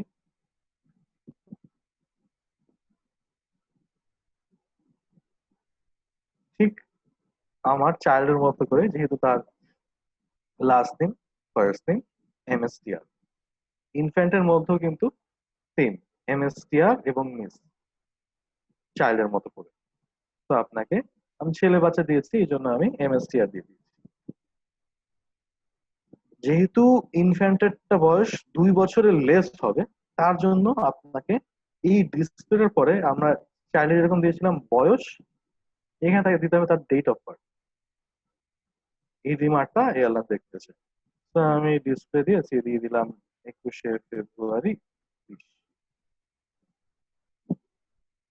এখানে অনেকে 2020 লিখতে পারে, লিখতে পারেন, দরকার নাই। কারণটা হচ্ছে আমাদের এই ফরম্যাট যেটা ডেটের, সেটাকে আপনি একটু শিখে নেবেন। কারণ সিস্টেমে যত যেখানেই ডেট দেন না কেন, আপনাকে এই ফরম্যাটে ডেটটা দিতে হবে। তো আপনার এই 2 ক্যারেক্টার, এমন যদি হয় 1লা ফেব্রুয়ারি, তাও আপনি 01 ফেব্রুয়ারি করে দিবেন। তো এই 2 ক্যারেক্টার ডেট, 3 ক্যারেক্টার মান্থ, আবার 2 ক্যারেক্টার ইয়ার, হ্যাঁ, এটা দেবেন। দিয়ে আপনার লাস্টে গিয়ে এন্টার দিয়ে দিবেন। আচ্ছা, আমি আপনাদেরকে বললাম যে ইনফ্যান্ট যে আছে তার তো সিট দরকার নেই, তাহলে সে যাবে কিভাবে? এক প্রথম যে অ্যাডাল্ট দিচ্ছেন তার সঙ্গে তাকে অটোমেটিক সিস্টেম অ্যাটাচ করে দিবে। তার সঙ্গে সিস্টেম অটোমেটিক তাকে অ্যাটাচ করে দিবে যে সে এই ইনফ্যান্ট এর সঙ্গে অ্যাটাচ। এখন অনেক সময় হয়ে থাকে যে টুইনস বাচ্চা, মা যাচ্ছে অথবা বাবা যাচ্ছে, তার টুইন বাচ্চা, সে একা যাচ্ছে, তাহলে কি করবে? সিস্টেম থেকে আপনি ওকে একজনকে ইনফ্যান্ট বানাতে পারবেন, একজনকে কিন্তু পারবেন না। আপনার যদি সেকেন্ড সেকেন্ড জনকে আপনাকে ইনফ্যান্ট দেখাতে হয়, তাহলে আপনার সেকেন্ড আরেকটা অ্যাডাল্ট লাগবে। আরেকবার রিপিট করি, কারো যদি দুটো ইনফ্যান্ট থাকে, তাকে যদি ফ্লাই করতে হয় দুজনকে ইনফ্যান্ট কাগজপত্র মানে টিকেটের মধ্যে দেখায়, তখন তাকে কিন্তু দুটো অ্যাডাল্ট লাগে। একটা অ্যাডাল্টের সঙ্গে একটা ইনফ্যান্ট অ্যাটাচ, দুটো ইনফ্যান্ট অ্যাটাচ হয় না। তাহলে কোশ্চেন, ভাই তার তো বয়স কম, আমি তাকে তাকে কি দিব? তাকে আপনি একটা 2 বছরের বাচ্চা বানা তাকে দিতে হবে। তাকে একটা 2 বছরের বাচ্চা তাকে বানা দিতে হবে, যে কোনো একটা বাচ্চাকে তাইলে ফ্লাই করতে পারে। আই হোপ বোঝাতে পারছি যে আপনার একটা অ্যাডাল্টের সাথে একটা ইনফ্যান্ট। আবার তো উল্টোটা হতে পারতো, এখানে 7জন অ্যাডাল্ট আছে, ইনফ্যান্ট তো মায়ের সঙ্গে অ্যাটাচ করতে হয় ইউজুয়ালি।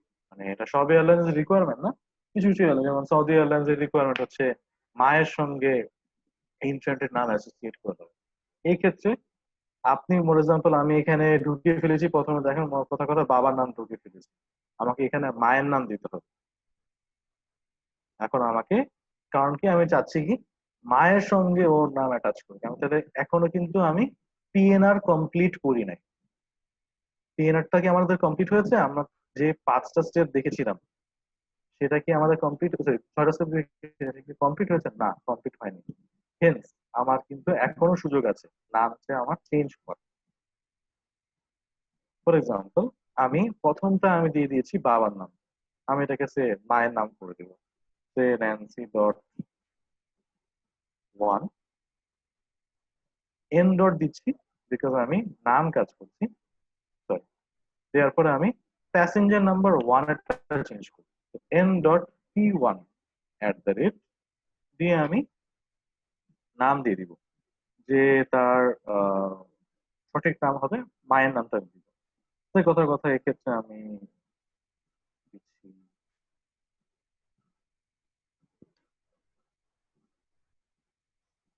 নামটা কিন্তু আপডেট হয়ে যাবে। এই এটা আপনি এখন পারবেন, কারণ কি পিএনআরটা কমপ্লিট হয়নি। পিএনআর কমপ্লিট করার পরে আপনি দেখলেন এই কাজ হয়ে গেছে, এখন আপনি ভুল নাম দিয়ে ফেলেছেন। কথার কথা এখানে তো আমার ছোট মিস্টেক করছি যে বাবার নামের জায়গায় মায়ের নাম, এটা আসলে মেজর ফল্ট না, সত্যি কথা বলি। এটার জন্য পিএনআর ক্যান্সেল করে দেবে, এসব কিছুই না। বাবার সাথে মায়ের সাথে গেছে, এসব এলাকা ঝামেলা করলে এটা নিয়ে কোনো মেইন বড় ঝামেলা হয় না। কিন্তু আপনি নাম ভুল দিয়ে ফেলছেন। ফর এক্সাম্পল, এখানে এল এ দিচ্ছেন, আপনি এল ও হবে, পিএনআর করার আগে আমি যে ফরম্যাট দেখালাম সেভাবে করে আপনি নামটা চেঞ্জ করে নিতে পারবেন। তো পিএনআর করার পরে আপনি নাম চেঞ্জ করতে গেলে আপনি ঝামেলা পড়ে যাবেন। সব এয়ারলাইন্স নাম চেঞ্জ করতে দেয় না। অনেক অনেক এয়ারলাইন্স যেমন হচ্ছে বিমান বাংলাদেশ, আপনি নাম চেঞ্জ করার চেষ্টা করেন, সঙ্গে সঙ্গে পিএনআর ক্যান্সেল হবে। তো এই জিনিসটা করবেন না। প্রথমে একবারেই নামটা কেয়ারফুল ভালো মতো করে আমরা করবো, ঠিক আছে? তো আমরা দেখলাম নামটা কি আছে। হয়তোবা আমি আমার যে চাইল্ডের নাম, ইনফ্যান্ট নাম সবাইকে আমি সেম ভাবে চেঞ্জ করতে পারবো, তো এটা নিয়ে কোনো সমস্যা না। ডিফারেন্সটা হচ্ছে যে আপনি কথার কথা চাইল্ডের বয়স আসলে 6, আপনি তাকে দিয়ে ফেলছেন, এটা পিএনআর করার পরও কিন্তু চেঞ্জ করবেন। কিছু কিছু জিনিস পিএনআর চেঞ্জ করা, যেমন বয়স 5 দিয়েছেন, পিএনআর কমপ্লিট করার পরে আপনি আবার যখন ডাবল চেক করে দেখলেন হ্যাঁ হ্যাঁ 6 বছর, এটা আবার চেঞ্জ করা যাবে। কিভাবে চেঞ্জ করতাম? ডট পি কয় নাম্বার আছে, 2 নাম্বারে আছে, টু @ চিহ্নটা আমাদের সিস্টেমে বোঝায় চেঞ্জ। আচ্ছা, তো আমি 2 নম্বর প্যাসেঞ্জারে চেঞ্জ করবো, কি চেঞ্জ করবো? তার বয়স চেঞ্জ করবো। এই জন্য আগে আমি ডিসপ্লেটা দিব, কারণ পার্টটা হচ্ছে ডিসপ্লে, পি মাইনাস সি 6 বছর দিয়ে দিলাম, ঠিক আছে? তো আমি পি মাইনাস সি দিয়ে তার বয়স বসালাম, 6 বছর হয়ে গেল। এভাবে করে আপনারা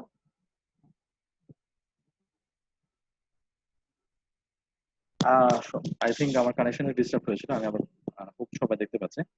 তো এইভাবে করে আমি আমার বয়স চেঞ্জ করতে পারবো। এবং ম্যানুয়াল মধ্যে আরো অনেক কিছু দেওয়া আছে, আপনি কি কি করতে পারবেন না এটা আপনি দেখে নিতে পারবেন, কিভাবে চেঞ্জ করবেন, এডিট করবেন। আমি এটা আর বেশিক্ষণ গেলাম না, আমাদের 20 মিনিট কথা হয়ে গেছে এটা নিয়ে। তো আমরা এই ক্ষেত্রে দেখেন, আমরা কিন্তু নামটা আগে দিয়ে দিয়েছি। অনেকে আমার যদি লিস্টটা আপনি খেয়াল করে থাকেন, মনে করে দেখেন, আমার কিন্তু বলেছিলাম আগে সিট ধরতে হবে, তারপর নাম। তাহলে কি আমি যে কষ্ট করে নাম ধরে আমাকে ডিলিট করে দিব? না, এইখানের কাজগুলো আগে পরে করা যায়।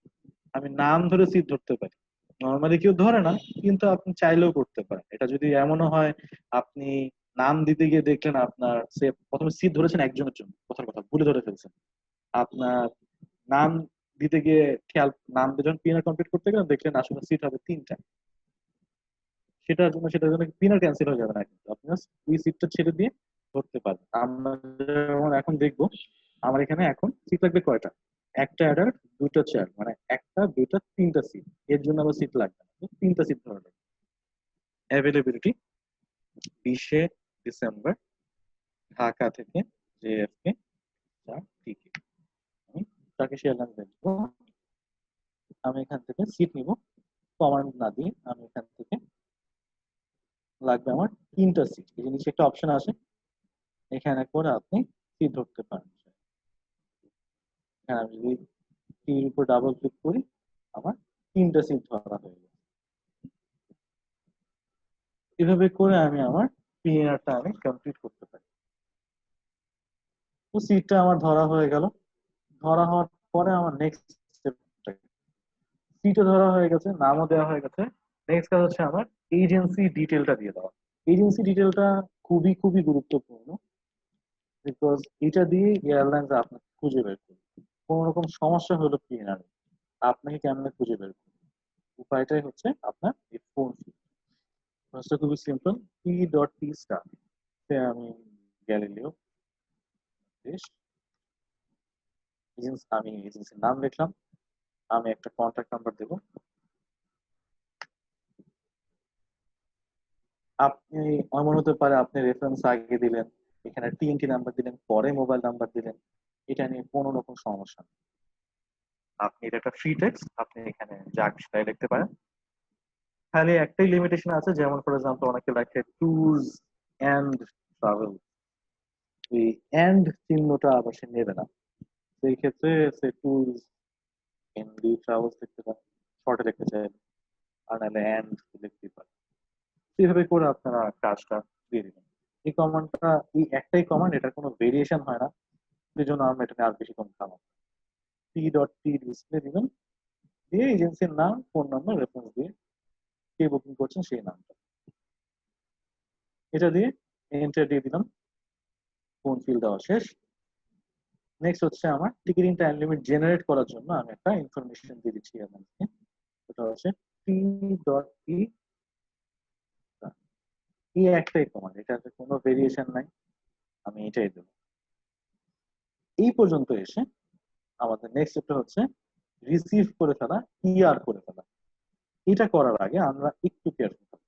কেন কেয়ারফুল থাকবো? কারণ কি, এটা করার পর নেক্সট স্টেপটাই হচ্ছে পিআর তৈরি হয়ে যাবে। আমার যদি কোনো ভুল থাকে আমার কিন্তু এখনই চেঞ্জ করার টাইম। কথার কথা, আমি নাম চেঞ্জ করবো অথবা সিট ধরছি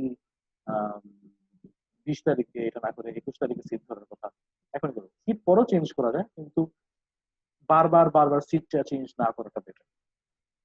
অনেক সময় এটার জন্য আবার এয়ারলাইন্স, আপনি একবার বুকিং করলেন না, কাস্টমার একবার বললো 20 তারিখে যাবে, পরের বার বললো 21 তারিখে যাবে, পরের বার বললো 22 তারিখে যাবে, আপনি বারবার বারবার বুকিং চেঞ্জ করছেন। এটার জন্য আবার অনেক সময় এয়ারলাইন্স এটিএম ইউজ করছে। ঠিক আছে, তো আপনি জেনে বুঝে বুকিংটা করবেন। আর এই করোনার মধ্যে যেটা সমস্যা হয়ে গেছে, এয়ারলাইন্স একটু বেশি ইনফ্লেক্সিবল হয়ে গেছে। আপনি অনেক সময় আগে আমরা করতাম, কাস্টমার কোয়েরি করেছে, আমি আগের থেকে বুকিংটা করে রাখতাম, বুকিংটা হোল্ড থাকবে, যে কাস্টমার আসলে তাকে আমি দিয়ে দিই। দেখা গেল এটাও মানে অনেক সময় হলে কাস্টমার যদি না আসে, বুকিং ক্যান্সেল করে দিলেন, ওটার জন্য এয়ারলাইন্স আবার এটিএম। ঠিক আছে, তো বুকিংটা তখনই করবেন যখন আপনি শিওর কাস্টমারটা আপনার কাছ থেকে নেবে, আপনি শিওর তখনই করবেন।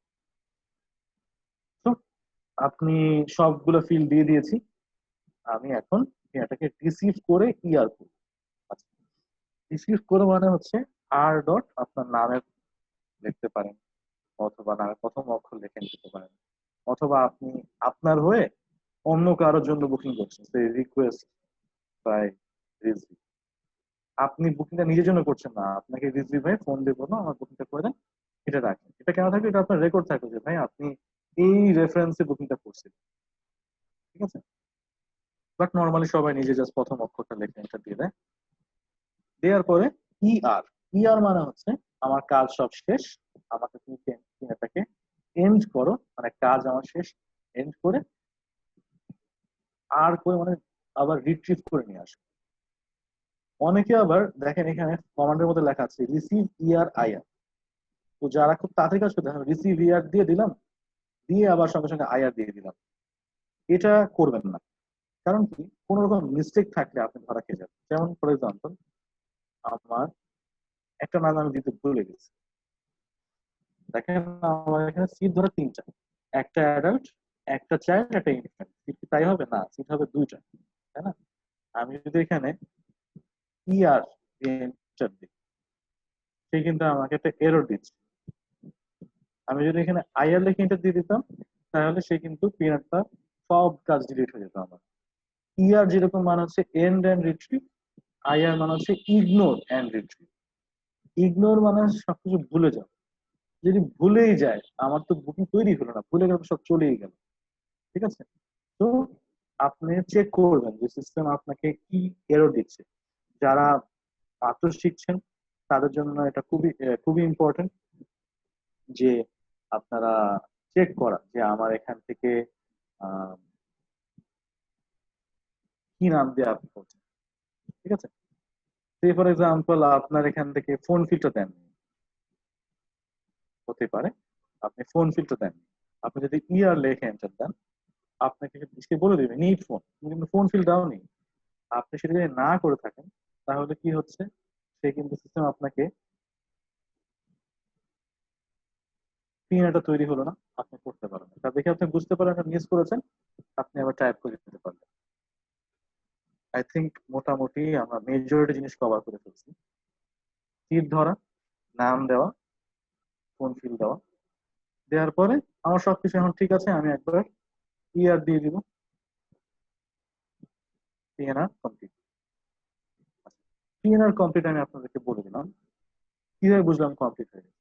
খেয়াল করবেন উপরে এরকম একটা লেখা আগে ছিলই না, এরকম একটা লেখা আগে ছিলই না, শুধু নাম টাম দিয়ে শুরু হয়েছিল। এবং যারা একটু বেশি খেয়াল করেছেন দেখবেন সিটটার এখানে এইচ কে চলে আসছে। আপনার যখন পিএনআর থাকে না, আমি পিএনআরটাকে কপি করে নিচ্ছি, নেক্সট যদি পিএনআরটা যখন আপনি নর্মালি সিট ধরেন,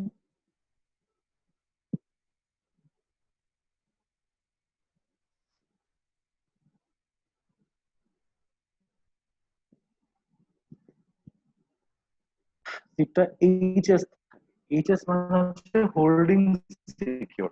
এয়ারলাইন্স আপনাকে 5-7 মিনিট বা অথবা 15 মিনিট পর্যন্ত অনেক সময় সময় দেয় যে তুমি বুকিংটা কমপ্লিট করো, তুমি সব ইনফরমেশন দাও, পিনাটা কমপ্লিট করো। কিন্তু আপনার এই পিনাটা যদি আপনি বেশিক্ষণ লাগাতে পারেন তখন এয়ারলাইন হয়তো আপনাকে টাইম আউট করে দিবে, আপনি সেই সিটটা দিবেন, তখন আমার সিটটা ইউসি হয়ে যায় বা নো হয়ে যায়, এনও থাকে। এই ক্ষেত্রে আমাদের আসছে হচ্ছে এইচকে। আচ্ছা, আমরা দুটো কাজ একসাথে শিখবো। পিনাটা কি, ফর এক্সাম্পল অনেকে করেন কি পিনা তৈরি করে পিনাটা আবার কোনো রেজিস্টারে কপি করে রেখে দেন। কারণ আপনি পিনাটা জানেন পিনাটা কি, আপনি পিনা যদি ওপেন করতে হয় জাস্ট ডিসপ্লে দিয়ে পিএনআর দিয়ে এন্টার দিলে পিএনআর চলে আসবে। পিএনআর তৈরি করার পরে আপনি যদি বের হয়ে যান ভাই কেমনে পুরোনো পিনে ফিরে আসবো, পিএনআরটা যদি মনে থাকে সবচেয়ে ভালো, কোথাও যদি লিখে রেখে রাখেন। আর যদি না নাই জানেন তাহলে আপনি এখন কি করবেন, আপনি তখন নাম দেবেন। এই পার্টটা আমাদের ম্যানুয়ালের শেষের দিকে আছে আসলে।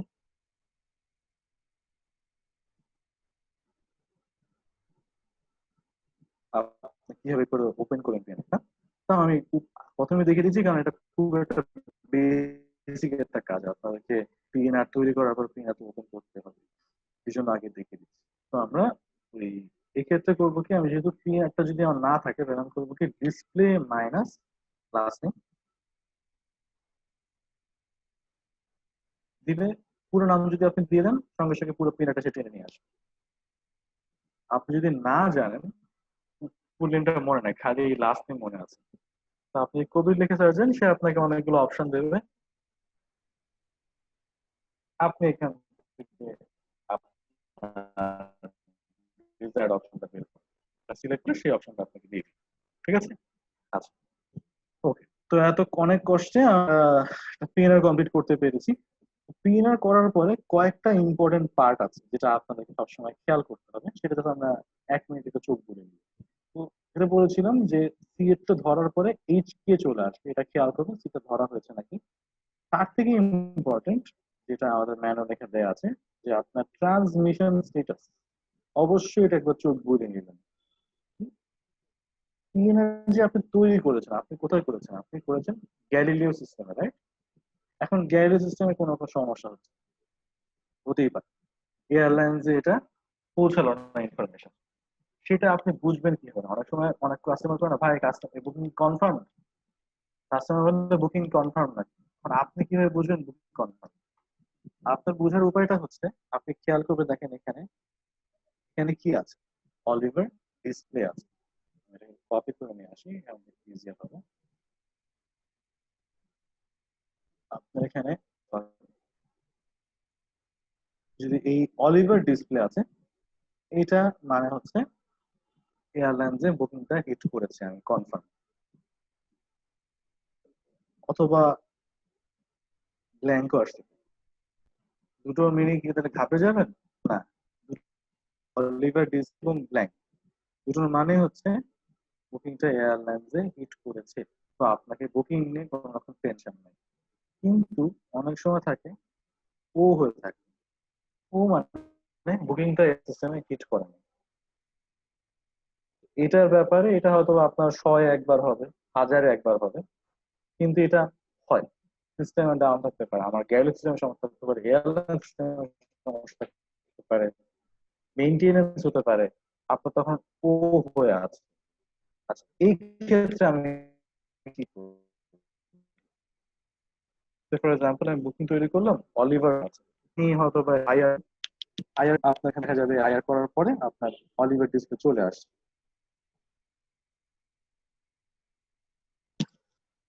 যে আপনি আয় করলেন দেখলেন অলিভার ডিসপ্লে চলে এসেছে, তার মানে কিন্তু আপনার টেনশন করার কিছুই নেই, মানে আপনার বুকিং তখন ওই সেকেন্ডে যায়নি, পরের মুহূর্তে সে আবার সিস্টেম থেকে কনফার্মেশন দিয়ে দিয়েছে, না ভাই তোমার কিন্তু বুকিং ঠিক আছে। কিন্তু মনে করেন আপনি আইআর করার পরও অলিভার থাকে, আপনি আরেকবার ট্রাই করুন, তাও যদি না হয় তার মানে বুকিং এর সমস্যা হচ্ছে, আমাদেরকে আমাদের হেল্প ডেস্ককে আমাদেরকে জানিয়ে দিবেন যে ভাই সমস্যা হচ্ছে, এখন আমরা কি করব। তো আপনারা তখন আমরা তখন চেক করতে পারবো আচ্ছা হ্যাঁ লিঙ্কের সমস্যা হচ্ছে কিনা। তো এই জিনিসটা দি মোস্ট ইম্পর্টেন্ট পার্ট বলতে গেলে, যে বুকিংটা আসলে হলো না কি হলো না এটা কিন্তু আপনি একটা বুঝতে পারবেন যদি অলিভার ডিসপ্লে থাকে অথবা ব্ল্যাঙ্ক থাকে। এমন হতে পারে একটাতে আছে অলিভার ডিসপ্লে একটাতে নাই, সেটা হতে পারে, ঘাবড়ানোর কিছুই নেই, দুটো মানে কিন্তু আসলে সেম। আচ্ছা, তো যেটা বলছিলাম আমাদের এই জিনিস চেক করতে হবে, তার সঙ্গে সঙ্গে আরেকটা ইনফরমেশন আমার আরো একটা না এখন আর একটু কমপ্লিকেট হয়ে গেছে, আর একটু দুটো ইনফরমেশন চেক করতে হবে। এই যে আমি বুকিংটা করলাম আজকে 26শে সেপ্টেম্বর, ফ্লাইট হচ্ছে 20শে ডিসেম্বর। তো অনেকে যারা অনভিজ্ঞ তারা হয়তো মনে করে ভাই 20 তারিখে আগে টিকিট দিলেই তো হইলো না, আপনাকে এয়ারলাইন্স কিছুক্ষণ সময় দেবে, ইতিমধ্যে তুমি টিকিটটা ইস্যু করো, না হলে আপনার এই যে বুকিংটা আছে এটা এগিয়ে থাকবে এটা ক্যান্সেল করে দিবে। সেটা দেখবো কি হবে, আমরা যদি ভেন্ডর রিমার্কে যাই, ডিসপ্লে ভিআর বাটনটা আছে, এখানে ক্লিক করলে আপনাকে সে টাইম লিমিট দিয়ে দিবে। এটা আমরা বলেছি এখানে টাইম লিমিট দেওয়া থাকে। টাইম লিমিটটা বলতে কি বোঝাচ্ছে যে আমার টিকিটটা কবের মধ্যে আমাকে ইস্যু করতে হবে, তা না হলে আমার বুকিং ক্যান্সেল হয়ে যাবে। টিকিটটা কবের মধ্যে ইস্যু করতে না হলে আমার বুকিংটা ক্যান্সেল হয়ে যাবে। এই ক্ষেত্রে কত ছিল, 29শে সেপ্টেম্বর 11টা 14, এর মধ্যে যদি ইস্যুটা না করি আমার টিকিটটা এই যে সিট গুলো এটা ক্যান্সেল করে দিবে এয়ারলাইন্স থেকে, আমরা তখন ফ্লাই করতে পারবো না। আগে আমরা যেটা বললাম যে আগে শুধুমাত্র এটা চেক করলেই হতো যে ভাই হ্যাঁ সমস্যা নেই, আপনি কাস্টমারকে বলে দিলেন ভাই আপনার আজকে 26 তারিখ, আপনি আপনাকে সে 29 তারিখের মধ্যে বললেই হইল, সমস্যা নেই। এখন জিনিসটা আরেকটু কমপ্লিকেট হয়ে গেছে। কেন, কারণ হচ্ছে কি এয়ারলাইন্সরা প্রত্যেকটা ফেয়ারের একটা এক্সপায়ারি লিমিট দিয়ে দিয়েছে। ফেয়ারের এক্সপায়ারি লিমিট দিয়ে দিয়েছে মানে আপনি 89,000 আর একটা প্রাইস দিয়েছে, কত 1 লাখ টাকাই কত পারেন প্রাইস সে দিয়েছে, কিন্তু ওটা কতক্ষণের জন্য ভ্যালিড সেটা আবার তার একটা টাইম লিমিট নিয়ে আসছে airlines। যেমন ফর এক্সাম্পল আপনি এখানে যদি দেখেন, তো এখানে একটা ফেয়ার লোড আমরা করবো, আমরা ফেয়ারটা কত সেটা হচ্ছে এটা হচ্ছে FQC TK/ET। এটা কিন্তু শুধুমাত্র ফেয়ার ভ্যালিড, এটা অনেক সময় হয় যে আপনি প্রাইস ভুলে গেছেন, প্রাইস জানি কত ছিল করবেন FQC এয়ারলাইন্স কোড/ET লিখে যদি আপনি এন্টার দেন আপনাকে তখন সেটা প্রাইস বলে দেবে যে আপনার কতক্ষণ পর্যন্ত এটা প্রাইস আছে। এই ক্ষেত্রে আমরা চেক করছিলাম আসলে কোনটা আমার ফেয়ার কতক্ষণ ভ্যালিড আছে। এই যে আমার ফেয়ার দিচ্ছে 68,049 টাকা যে ফেয়ারটা, সেটা আমি কিভাবে বুঝবো যে আমার দেখেন এখানে দিয়ে দিচ্ছে লাস্ট ডেট টু পারচেজ 29শে সেপ্টেম্বর 20। এই ক্ষেত্রে কি হয়ে গেছে, আমার এখানে 29 এখানে 29, তো আমার কোনো টেনশন নেই, 29 তারিখে আমার হয়ে গেছে। অনেক ক্ষেত্রে তা কিন্তু হয় না, এমন হতে পারে যেটা আপনার 26 তারিখ পর্যন্ত গেছে। এটা হতে পারে যে আপনার last day to purchase actually 26 তারিখ, এখানে 29 দেখে আপনি খুশি হয়ে গেলেন, কাস্টমারকে ছেড়ে দিলেন, সে পরশুদিন আসলো, এসে বললো ভাই আমার টিকিট দেন, আপনি চেষ্টা করতেছেন পারতেছেন না, মানে কি তখন কিন্তু একটু ধরা খেয়ে গেছেন, এই প্রাইস আপনি দিতেই পারবেন না। সেম প্রাইস নতুন যদি সিট ধরতে পারেন তাহলে হতে পাইতে পারেন, না হলে কিন্তু শেষ।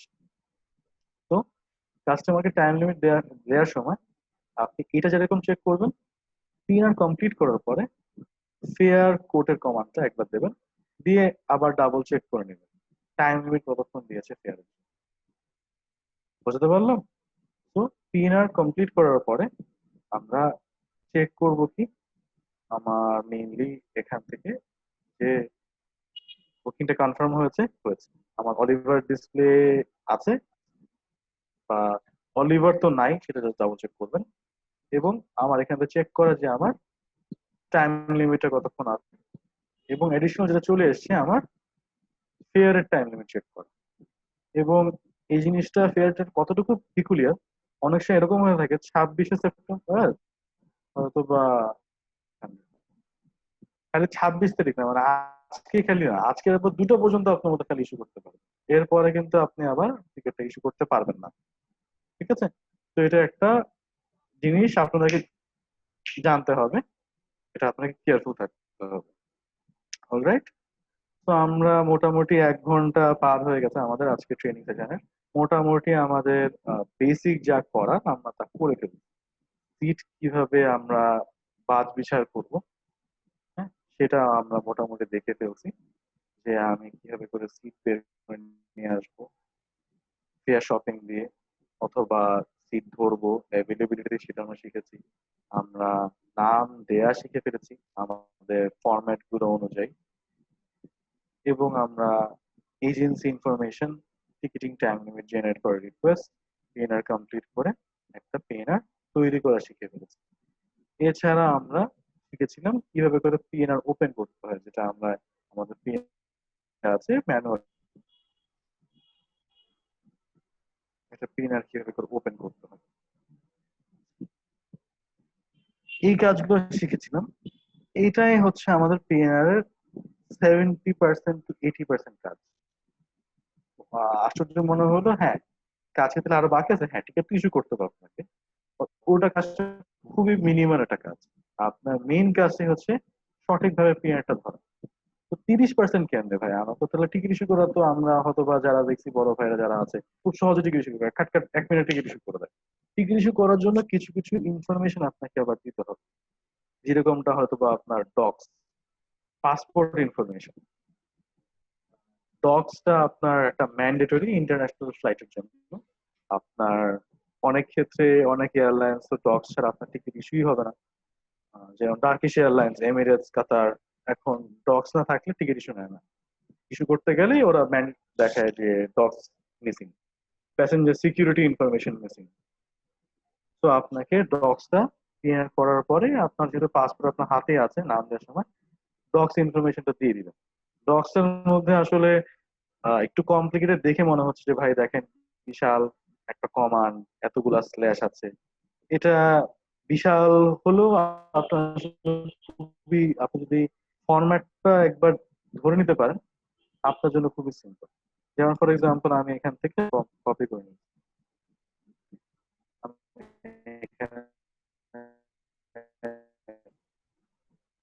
পেস্ট করে দিলাম। আপনি যদি ম্যানুয়ালটা আপনার কাছে রেখে দেন, সেভ করে থাকেন, আপনি একবার পেস্ট করে নেবেন, নেওয়ার পরে প্রথম প্যাসেঞ্জার আমার আছে, তার আমি এখানে কপি করে নিয়ে আসছি। প্রথমে এটা হচ্ছে P1, মানে প্যাসেঞ্জার নাম্বার 1। 1 হলে 1 2 3 4, যার যেটা সেটা এই নাম্বার চেঞ্জ হবে কিন্তু। দেওয়ার পরে এয়ারলাইন্স কোড, আমরা এখানে ফ্লাই করছি কি টার্কিশ এয়ারলাইন্স, তো আমি টিকে করে দিব HQ1। HQ1ই থাকবে, এটার সাথে এটার কোনো সম্পর্ক নাই, এটার সাথে প্যাসেঞ্জার নাম্বারের কোনো সম্পর্ক নাই। HQ1 থাকবে। পি পি থাকবে। ও, এখান থেকে আপনার পেপারটা খেয়াল করুন। আর ওহো, আচ্ছা, ম্যানুয়ালটার মধ্যে আমি একটা এডিট করে দিব। আপনার ওয়েবসাইটের মধ্যে যখন যাবেন, ওখানে আমি একটা এডিট করে দিব। এখানে আই থিঙ্ক আপডেট করতে গিয়ে একটু মিস্টেক চলে এসেছে।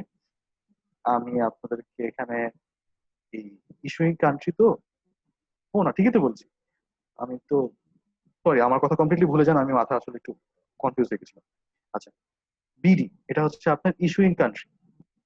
ফরম্যাট ঠিকই আছে, আপনার কিছুই করতে হবে না, ফরম্যাট ঠিকই আছে। ইস্যুইং কান্ট্রি মানে হচ্ছে পাসপোর্টটা কোন দেশের পাসপোর্ট।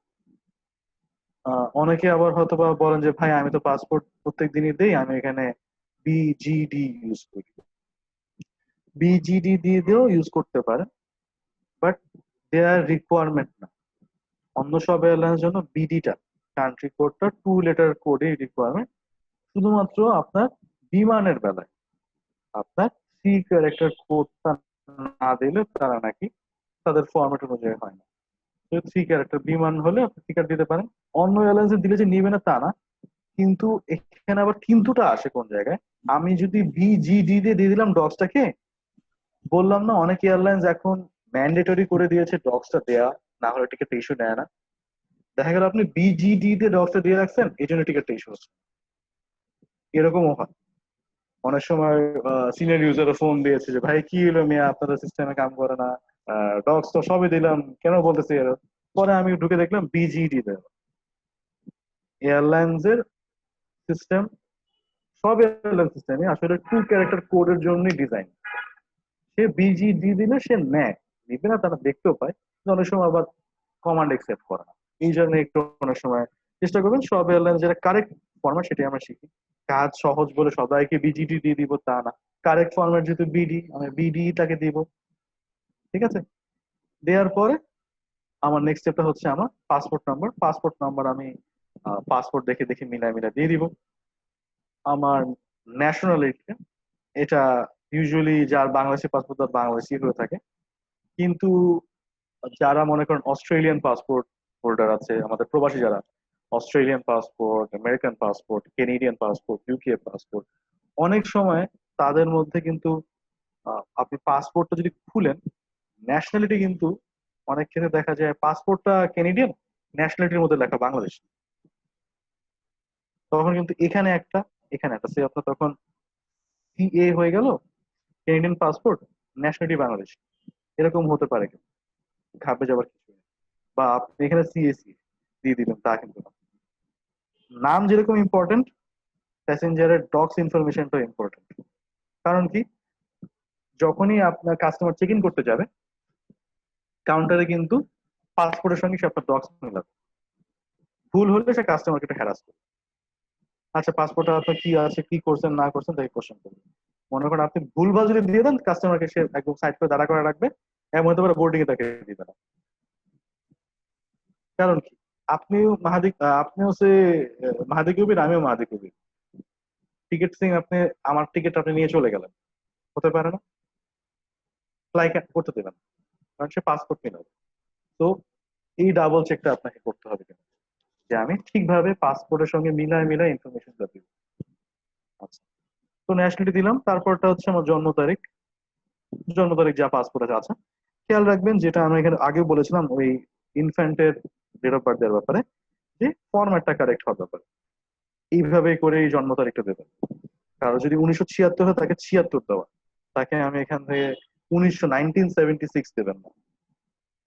ঠিক আছে, দেওয়ার পরে জেন্ডার, যেহেতু অ্যাডাল্ট হলে এম এখানে দেওয়া আছে, অ্যাডাল্ট এবং চাইল্ড এম, অথবা ছেলে হলে এম আর ফিমেল হলে এফ, অ্যাডাল্ট এবং চাইল্ড দুই ক্ষেত্রে, সেখানে ঝামেলা কম। দেওয়ার পরে পাসপোর্টের এক্সপায়ারি ডেট যা আছে, পাসপোর্ট এক্সপায়ারি ডেট দিয়ে দিব, দেখে লাস্ট নেম ফার্স্ট নেম। অনেকে যে ভুলটা করেন, দেওয়ার পরে last name first name space দিয়ে এমআর, এবং এই এক কারণে আবার ডক্স দেয় না, টিকিট ইস্যু নেয় না, যে ভাই ডক্স এর মধ্যে আপনি মিস্টার দিয়ে রাখছেন। মিস্টারটা কিন্তু তার নামের অংশ না, মিস্টারটা কিন্তু তার নামের অংশ না, মিস্টারটা হচ্ছে আপনার একটা টাইটেল, এটা একটা সিকিউরিটি ইনফরমেশন। আমার এখানে যেমন আমি জাস্ট এডিট করে দিলাম এমআরএস আছে, আমি কিন্তু এমআরএস দেবো না, আমি কিন্তু এটাই হচ্ছে কারেক্ট। হ্যাঁ, অনেকে বলেন ভাই আপনি কি শিখাইতেছেন, আমি আজীবন এমআরএস দিয়ে আসছি। হ্যাঁ দিতে পারেন, ক্ষতি না, এন্ট্রি নিবে, কিন্তু কি বললাম, এখন যেহেতু এয়ারলাইন্সরা এটাকে সিস্টেমের মধ্যে রিকোয়ারমেন্ট দিচ্ছে, আপনি এমআরএস দিয়ে দিলেন, দেখা গেল টিকিট ইস্যু নিচ্ছে না। ঠিক আছে, তো একটু কেয়ারফুল থাকা। দেওয়ার পরে আমি ইনফরমেশন ফিল আপ করার পরে এন্টার করলাম। যারা প্রথম প্রথমবার আমাদের সিস্টেম দেখছেন তারা হয়তো দেখেছেন যে আমি যে কোনো কমান্ড, এই যে সবগুলো কমান্ড একবার করে দিছি, দেওয়াতে হয়ে গেছে কাজ। কিন্তু পিনার যেহেতু আমার কমপ্লিট হয়ে গেছে, এই যে আমি ইনফরমেশনটা দিলাম, এটার পর আমাকে কি করতে হবে, এই যে রিসিভ ইয়ার প্রত্যেকবার আমাকে করতে হবে কিন্তু, হ্যাঁ রিসিভ ইয়ার করতে হবে, না হলে কিন্তু আমার কাজটা সেভ হবে না। যে কোনো কাজ করবো, আমি যদি একটা ডগস দিব, ডগস ডিলিট করে তাও রিসিভ ইয়ার করতে হবে, নাহলে কিন্তু কাজটা আমার সেভ হবে না। ঠিক আছে, এই যে রিসিভ ইয়ারটা, যারা কনফিউজ হয়েছেন ভাই কি জানি করতে হবে, ভাই আমরা সেভ হচ্ছে না, এই যে রিসিভ ইয়ার করতে হবে।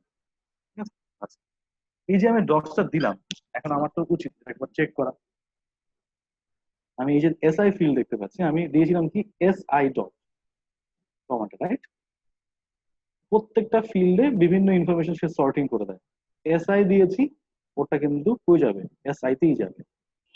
আমি যদি নিচের দিকে যাই, যে ইনফরমেশন দিয়ে দিয়েছি সে কিন্তু টেনে নিয়ে আসে। এবং দেখেন আমি করেছিলাম P1 দিয়েছিলাম, রাইট? এই জন্য সে P1 এর নামটা টেনে নিয়ে আসছে। এটা কেন আনছে? এটা আপনার জন্য আনছে। কারণ কি, অনেকে ভুলে সেম ডক্স এই পি মানে চেঞ্জ করতে গিয়ে এই P1 P2 হিসাব ভুলে ফেলে। আমি যখন ডক্স চেক করব তখন দেখলাম যে হাই হাই, আমি তো নাম তো এর সাথে ম্যাচ খাচ্ছে না। দেখেন এখানে একটা নাম, এখানে আর একটা নাম। এখান থেকে আপনি বুঝতে পারবেন যে না না, আমার এখানে একটু মিস্টেক হয়ে গেছে। আচ্ছা, এখন এটাকে আমি এডিট কেমনে করবো? ডক্সটা যদি আপনি কমান্ড দিয়ে দেন, কমান্ড সিস্টেম যেভাবে করে আমরা এইভাবে কমান্ড লিখে এনে দিলাম, তাহলে এডিট করাটা আসলে যায় না। এই ক্ষেত্রে আপনাকে ডিলিট করে দিতে হবে। ডিলিট করাটা শিখি। আমার এসআই ফিল্ডে কয় নাম্বার আছে? 1 2 3 4 নাম্বার আছে। si.4 দেখি চলে গেছে নাকি। হ্যাঁ, চলে গেছে। আর যারা পার্সোনাল, আমি কিন্তু যদি এখানে রিসিভ না করে, ফর এক্সাম্পল আমি কিছুই করলাম না, আমি করছি তো আমার কাজ মনে করে হয়ে গেছে, আমি ভাবলাম রিসিভ করি নাই। আমি যদি আবার এসআই ফিল্ডে ঢুকি,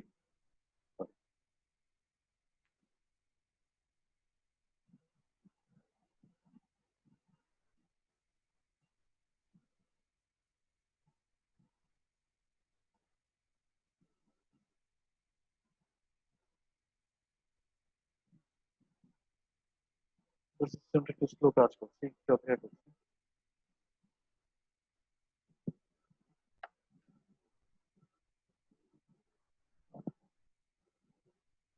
সরি, ইন্টারনেট একটু স্লো কাজ করছে। আচ্ছা, তো আমার কিন্তু দেখতে পেলাম যে আমাদের ডকুমেন্ট হয়ে গেছে। রাইট? তো আমরা মোটামুটি অনেক কিছুই, আমাদের যদি এটা তাহলে সেভ করতে, তাহলে কি করতে হবে? si.4@delete receive ইয়ার। আমি আজ ডক্স নিয়ে আর কিছু এলাবোরেট করবো না, কারণ এমনিতেই অনেক কিছু শিখছি নতুন, সব খেয়ে বসে থাকবেন, কিছু মনে থাকবে না। তো আমরা বেসিক জিনিসগুলোই ফোকাস করব। তো আমাকে, আমরা ধরা শিখেছি, আমরা নাম দেওয়া শিখেছি, আমরা contact information, time limit, CBR করে পিএনও জেনারেট করা শিখি, এবং আমরা ডক্সটা বসানো শিখি। ঠিক আছে? আচ্ছা, আমরা বলেছিলাম আজকে শেষ পার্ট, সেটা হবে আমাদের টিকিট ইস্যু। এখানে দেখবেন ম্যানুয়ালটাতে আরো অনেক কিছু আছে। ডোকো ইনফরমেশন, ডোকা ইনফরমেশন, কন্ট্যাক্ট ইনফরমেশন, আপনার মিল দেওয়া, রিকোয়ারমেন্ট, এটা আমি আপনাদেরকে আজকে সেখানে সব বলে ফেলবেন। আজকে আমি এটা কভার করছি না। ম্যানুয়ালে আপনার আছে, যখন আপনি কাজ করবেন আমাদের সাথে কন্ট্যাক্ট করে নেবেন। কন্ট্যাক্ট করে আপনি ম্যানুয়ালটা দেখে দেখে করে করবেন, তাহলে আপনার ফরম্যাটটা আপনার কাছে ক্লিয়ার হয়ে যাবে। ঠিক আছে? আমরা একদম শেষের দিকে চলে যাব, সেটা হচ্ছে কি আমাদের টিকিট ইস্যু। আচ্ছা, এটা কেন তাহলে ভাই? তাহলে বলেন যে ভাই আমি তো আসল কাজই শিখলাম না। ভাই, আপনার ওই পার্ট গুলো আসলে সবই আপনার ফরম্যাটে ফেলা, এখানে আপনার বুঝার পার্ট কম আছে, সত্যি কথা। বাকিগুলো আপনার ডোকো বলেন, ডোকা বলেন, বা কন্টাক্ট ইনফরমেশন, এগুলো সব হলো ফরম্যাট। কপি করবেন, বসাবেন, ইনফরমেশন দিবেন, এন্টার, রিসিভ, শেষ। এখানে শিখার বুঝার জানার জিনিস কম আছে। শিখার বুঝার জানার জিনিস আছে আপনার এখানে। এই জন্য আমরা এটা আজকে আবার লাস্ট জিনিস শিখবো, সেটা হচ্ছে কিভাবে করে করতে হবে। আচ্ছা, তো মনে করেন আমরা পিএনআর তৈরি করে ফেলেছি, তো কমপ্লিট পিএনআর করে ফেলেছি, আর ওপেন পিএনআর করা, পুরোনো পিএনআর থাকলে পিএনআর ওপেন করে নিব। করার পরে আমাদের নেক্সট কাজটা হবে পেয়ার কোটেশন করা। কিভাবে? এফকিউসি, এখানে যেমন ইকে আছে, ইকে মানে হচ্ছে কিন্তু আমার এয়ারলাইন্স, আমার এমিরেটস হলে ইকে দিব, বিমান হলে বিজি দিব। হ্যাঁ, যা লাগবে তাই দিব। আমি এখানে দিব টার্কিশ এয়ারলাইন্স, আমি ইস্যু করছি, তো আমি দিব টিকে দিয়ে স্ল্যাশ ইটি, এন্টার যদি আমি দিই, তাহলে সে করবে কি, আমার প্রাইসিং ডেটাটা সে পুল করে নিয়ে আসবে। এটা বলতে বলতে আমি জাস্ট একটা জিনিস অ্যাড করে দিই। অনেক সময় কিন্তু প্যাসেঞ্জারদের কোয়েরি থাকে যে ভাই আমি কত কেজি ব্যাগেজ নিতে পারবো। এই জিনিসটা আমি বলতে ভুলে গেছি, সরি। এটা ব্যাগেজ কেন নিতে পারবেন, এটা একটা ফেয়ারের একটা অংশ। আপনি যদি ফেয়ার লোডের কমাতে চান, আপনি এখান থেকে ব্যাগেজের যা যা আছে ডিটেলস সব পাবেন। কে কত পিস ব্যাগেজ নিতে পারবে, আহ, সর্বোচ্চ 23 কেজি পর্যন্ত 3 পিস ব্যাগেজ নিতে পারবে। চাইল্ডও সর্বোচ্চ 3 পিস, সর্বোচ্চ 23 কেজি পর্যন্ত নিতে পারবে। কি কি ক্যারি অন নিতে পারবে, কত কেজি পর্যন্ত, ইনফ্যান্টের বেলায় কত পর্যন্ত সে নিতে পারবে। ঠিক আছে, এবং মানে সবকিছু আপনি পাবেন। ঠিক আছে, এবং কত কেজি তার হ্যান্ড লাগেজ অ্যালাউড, এটা আপনি এখানে পেয়ে যাবেন। তো আমরা এখানে ফেয়ারটা দেখছি, ফেয়ারটা দেখেই আমরা রিসিভ ইয়ার সিস্টেম, কারণ আমাদের ম্যানুয়াল তাই বলেছে আমরা ফেয়ারটা লোড করবো, রিসিভ ইয়ার।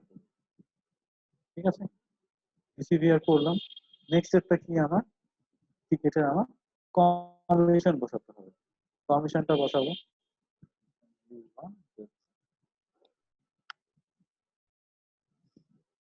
Ticket modifier.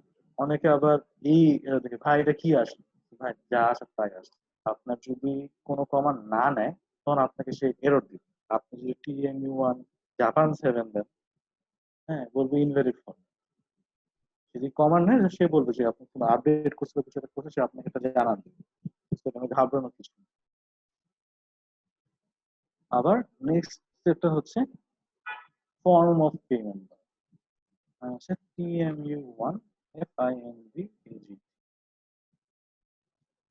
এই দুটো দাও। এখন যারা শিখছেন তাদের মধ্যে নিশ্চয়ই একটা কোশ্চেন আসা উচিত যে ভাই এই যে দুটো কমান্ড দিলাম এটার মানেটা কি? সেটা বোঝা দরকার। জেব্রা 7 দিচ্ছেন মানে হচ্ছে আপনার 7% কমিশন। মেজরিটি রুটের জন্য ঢাকা, যদি সে ঢাকাতে যায় অথবা ঢাকাতে আসে কোনো টিকিট হয়, তাহলে এখানে 7% কমিশন থাকে। এটা বাংলাদেশের আয়টার সাথে রুল।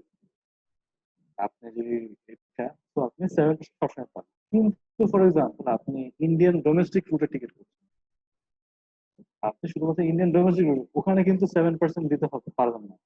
ওটা দিলে কিন্তু আবার ক্রাইম। আপনি এয়ারলাইন্স থেকে বেশি টাকা ক্লেম করছেন যেটা আপনার পাওয়ার কথা না। ঠিক আছে, তো যা আসলে এমন হয়ে থাকে যে এয়ারলাইন্স আপনাকে নেটে ফেয়ার টিকিট দিয়েছে, আপনাকে হয়তো বা আপনার এজেন্সির জন্য স্পেশাল ফেয়ার দিয়েছে, কিন্তু তার কথা হলো তুমি কিন্তু নেটে করবে, তোমার এখানে কোনো কমিশন নেই। ওই ক্ষেত্রে আপনি এখানে কমিশন কি দিবেন, যেটা 0। যা যত বছর তত পার্সেন্টেজ। 7 হলে 7%, 2 হলে 2%, 1 হলে 1%, 0 হলে 0%। ঠিক আছে, এটা দিয়ে দিব। আর এই যে দিলাম ফর্ম অফ পেমেন্ট, এই যে TMU1 FINV সিস্টেমকে বোঝাচ্ছি আমি যে টাকাটা দিচ্ছি কাস্টম, আমি এয়ারলাইন্সকে, এটা আমি একটা ইনভয়েসের মাধ্যমে এয়ারলাইন্সকে। ইনভয়েস কেন বললাম? আপনি কি নগদ টাকা সঙ্গে সঙ্গে দিয়ে দিচ্ছেন তাকে? না, আপনি সেটা রিসিট তাকে দিচ্ছেন যে তুমি টাকাটা পেয়ে যাবে। একটা ইনভয়েস তাকে দিচ্ছেন, সে আপনার কাছে ক্লেম করে টাকাটা নিয়ে যাবে, আপনি জমা দিবেন তাকে, রাইট? এছাড়াও তাহলে বলতে পারেন ভাই তাহলে আর কি কি অপশন আছে? আরো অপশন আছে, যেমন ফর এক্সাম্পল অনেকে ক্রেডিট কার্ডে করতে পারে, যদি কারো ইন্টারন্যাশনাল ক্রেডিট কার্ড থাকে। যদি কারো ইন্টারন্যাশনাল ক্রেডিট কার্ড থাকে, সে ইন্টারন্যাশনাল ক্রেডিট কার্ডে করতে পারে টিকিট ইস্যু করা। আচ্ছা, তো আমার সব কাজ শেষ হয়ে গেছে। আমি পিনআউট করা হয়ে গেছে, ফেয়ার দেওয়া হয়েছে, কমিশন দেওয়া হয়ে গেছে।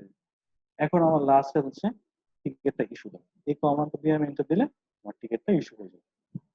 তো বেসিক আমরা স্টেপটা মোটামুটি দেখে ফেলেছি। এখন আমি এটা বুঝতে পারছি একদিনে আসলে হজম করা ডিফিকাল্ট। আমরা 1.5 ঘন্টা যতটুকু পেরেছি বেসিক, এর বেসিক আমরা শিখেছি। বেসিক আরো অনেক কিছু শেখানো হয়। একটুকের মধ্যে কার কি কোয়েশ্চেন আছে সবাই এখন আমরা ডিসকাশন করতে পারি। ঠিক আছে, আমরা এই পর্যায়ে দেখে এখন আমাদের ডিসকাশন পিরিয়ড শুরু। বলেন সবার কার কি কোয়েশ্চেন আছে বলতে পারেন।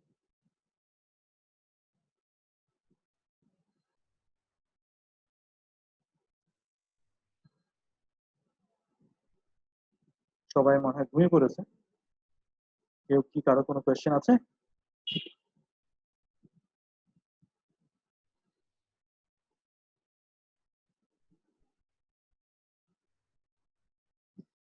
কারো কোনো কোয়েশ্চেন না? আমি তো এত ভালো টিচার না ভাই। কোয়েশ্চেন থাকারই কথা, যে সবার এই জিনিসটা কেমন হলো, ওই জিনিসটা যেন কি ছিল আরেকবার বুঝান। কারো কি কোনো কোয়েশ্চেন নেই?